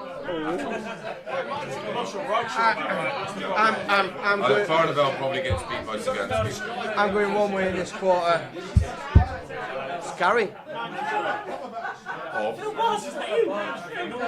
It's Gary. Listen, I think Gary can obviously he can win this section. It's just because of the. Gezzy's had a weird. He's had a weird 18 months. Yeah. Like, we've seen unbelievable darts from him. We've seen garbage from him. He's had a really odd 18 months. Peter's had a really weird 18 months. James Wade's unpredictable. He plays Brendan Zone and averages 89 against Peter for free. Yeah, exactly. So it's Gary, isn't it? Yeah, I can't call who wins this. I hate this one because I picked mine before. Did you? What did you go? James Wade beats Gary Anderson in the quarterfinals. I honestly think James Wade's in the semi-final this year. No more beer. No more. Stop. Cut him off on the bar. Any other I honestly think this happens. This venue, this format, this event. Smells alright. There's just too much scar tissue there for me. It's just not going to happen. Honestly, I think it's between Littler, Price, and Anderson. I just think James Wade beats Gary. If you look at somebody whose career deserves a world title, and nobody deserves one as such a world title. Wadey is one of them at a time. I'm not saying he's winning I it. thought he was going to say mine then. So I tell you what, Gezzy has. Winning. Gezzy also has the potential of meeting at various points through this bracket huge fan favourites at Ali Pali. Yeah. Like if he meets Luke, if he meets Gary, if he meets Peter Wright, even like Gezzy's going to have that entire crowd against him potentially. We did the other week where he goes, I'd rather play at Wales or in front of no one. Yeah, exactly. Yeah, there we So go. are we all going Gary? James Wade. No, he's gone James Wade. Strange. Yeah, he's not getting any more. No more beer. It's against the law to serve someone who's drunk. Yeah, I listen. I can. I'm telling Luke Littler is going to be in that match, and it's going to be Anderson. I just can't call. Section number 3, gents. Same question. Some interesting names. Top name, who was it? First base. Keane Barry or Lee Evans? We've got Keane Barry in there. Right, We've got I've got the right sheet now. Right. Williams in there against Haruki Muramatsu. Muramatsu, by the way, was one of the most technically sound actions in the world. Well, I'll upset you all. Beautiful, we just can't use it. Ryan Jones. Alan Sherrock in this section, a draw against Joanne Montalena. I think she beats Montalena. I'm not sure. I mean, I know he showed some form recently, but Yeah, if you'd asked me at any point in the last 3.5 years, I'd have said yes. For the last 3 months, Joanne Montalena discovered his I know, but he's another player that gets too emotionally invested, and It's going to be he's playing monstrous. Fallon. Yeah. But I also think the pace of it means if he gets it right, it takes the game away from him so quickly. She might not get it back. I looked at that and I think that's a dream draw for Fallon. I think I know what I mean has found a bit of form, but nice pace for her. I think Fallon. The difficulty for Fallon is round 2. For me, I've already looked at round 2 for Fallon. Is because we know the World Championship in London turns into half Germany. We're playing Martin Schindler, it's not all against the crowd as we normally do. That's the difficulty, but the draw then's what I mean, I think plays into her favour. How Fallon performs is all on Fallon, but if she turns up, I think she decides the winner of that, not what I mean.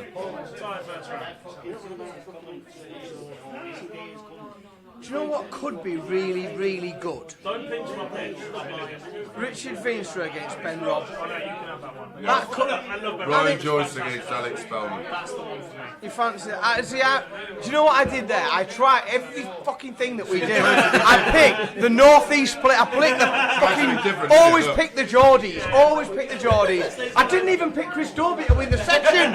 Jesus, like I'm desperate to try and do something I'd different. love it if that happened. Vince Rob. Vince Rob. And what? was one of those players that that's what talking about for a very long Yeah, time. and Ben Rob last week, I thought, just finds ways to win. I just think it has Ben the Rob is also potential. such, and I think in a bit as well, if his first start is off, is he not Yeah, going to try? but I just. Huge first start. He got it right the last 2 games of Group A. He got himself through, and then he got it right in the key moments against But I'm not sure about Vinstra on TV. Well, we had this chat earlier, didn't we? But I just think it has the potential to be a good game. I think it could. I think it could be an But interesting it's not match. going to be as good as Joyce versus Spell. That's the one for me. Joyce just wins comfortably, doesn't he? What I mean for me. She's off in Fallon. Off in Fallon more times. Yeah. I was about to say Woodhouse against Berry Vampire is a good match. It depends what Berry turns up. It depends what Berry turns up. If it's the Berry Priest slam, absolutely slam. Seed most in danger in this part of the Is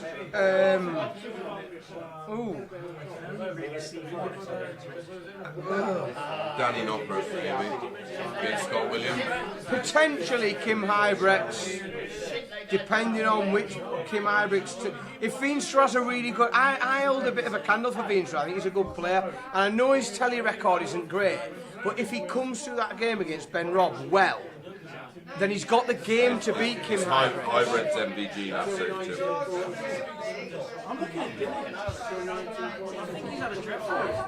He does, but the opponent. Florian Hempel.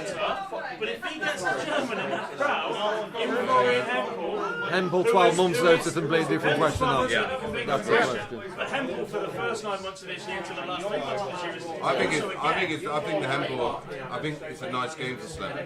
Yeah. I think that's a good game. And I'm for sure him. we mentioned Noppe, not a great record of the world. He's No. best the last 32, I want to say, maybe last 62. It's not I a. hate to bring up this tournament again, but he's one of the players that will be interesting. Maybe. And without a run here, he gets us one being that actually, given his world ranking and his UK over the last year, he probably deserves. But he's not, and it's not his fault, but he doesn't fit the criteria for a Premier League player. It's not saying he's not good enough to be a Premier League player, so I think he is, but he just doesn't meet this strange criteria. I'm going for MVG against Josh Rock. Yeah, I'd echo that. I think that's where we are. I think it's MVG against Josh Rock, and Michael Van Gerwen comes through it. MVG comes through, but I think he beats Damon Etta. I think Damon Etta's playing. Damon Etta's TV form over the last 12 months has improved. That he's got to that stage. The results The results have improved, but he's still not made that. If he makes that transition and brings his floor game up on that big stage, he's a big danger man. It's that section and the draw that Damon's in as well. Because Danny might be in trouble. Do we expect him to beat Schindler if he got there? Josh Rott's the trouble for him. There is one player we need to talk about Stephen Bunton. What a Incredible. year he's had again, by the way. He's On the cusp of playing. the top 16 again. A good run here, right? Look, I'm not saying he does if he watches back Van Gerwen there, but if you're looking at anybody to stop Van Gerwen in this It's section, him. Anybody who upset the party is Bunton. He's playing better darts now than the other week. He had them consecutive matches. I think it was 106, 109, 107. He's never done that in his career. No. He's He's there, isn't he? Like right now. And he's on peaking. fire. There's that thing about peaking at the right time, and he's rolling He could into just it, do it. isn't he? Yeah, nicely. I did a preview with someone else recently, but actually, there's a statistic floating around. The number 18 seed has never been further than the last 16. Every other seed has at least made it. Yes, there is that. Right? Yeah. Bunton is the man to break that curse. Quite possibly. Section 4, fourth and final section of the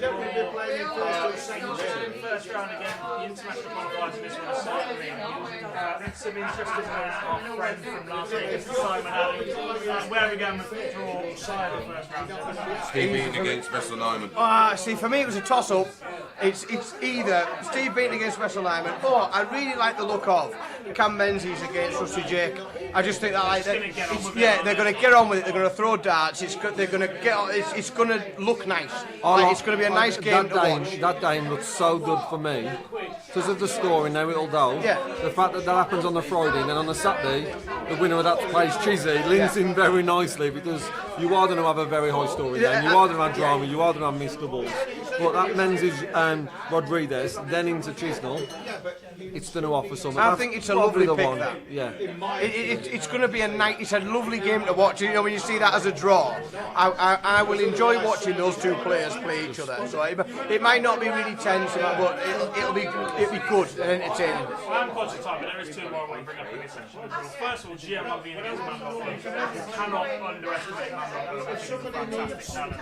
And secondly, given his recent implosion at the Grand Slam, Ricardo Petrescu against Akura Suzuki in front of an Ali Valley crowd is going to be an interesting one. Well, we know they're going to be supporting. Yeah. And it was a worry for someone who looked so assured on the Euros. So assured, gained so much interest and following and support. All of a after sudden, that win, like bang, click, done. And for this me, is where he lost it in the Grand Slam is akin to the way that Gezi lost it for his social media with Simon and Gary Anderson. He was building a nice little support on there, and then within 20 minutes, he went after one of the most high-profile, top-name players of all time, and lost an awful lot of it. And let's be honest, it's never really recovered. And it would affect him mentally. That's probably the one draw that Beau Greaves didn't want to see. Because that would have been Beau Greaves' route. Should have ended up playing with Petrescu, who obviously all that happened with in the slam. So she'd have the trade on side. She'd then meet Callum Ritz, who I think she would fancy, of the seeds. That's probably the only draw and routine that Beau didn't want to see. Definitely doesn't want to see Luke Humphries there, and that's the moment where she would have made that's when it stopped. Yeah. But, They're the two that she probably didn't want to face, but 100% Petrescu's going to have a struggle that first day. Because Makuru's a very, very good player, by the way. Very good player. Gabriel Clemens. Easy. Yeah. And I think because of what he did last year, there's going to be media attention, there's going to be pressure, there's going to be distractions, and I think he'll feel it. And I rate Gian Bambino. I think he's special. Gorgeous player to watch. Yeah, I've got to tell you what, Beaton's on fire at the minute. Vessel Nyman's been incredible.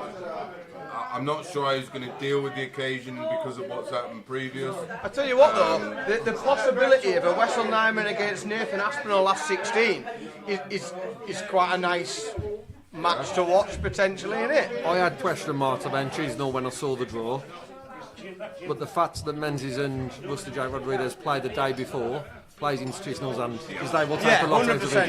If that was 4 days after, I would have question marks. And then Chisnell, who I've backed.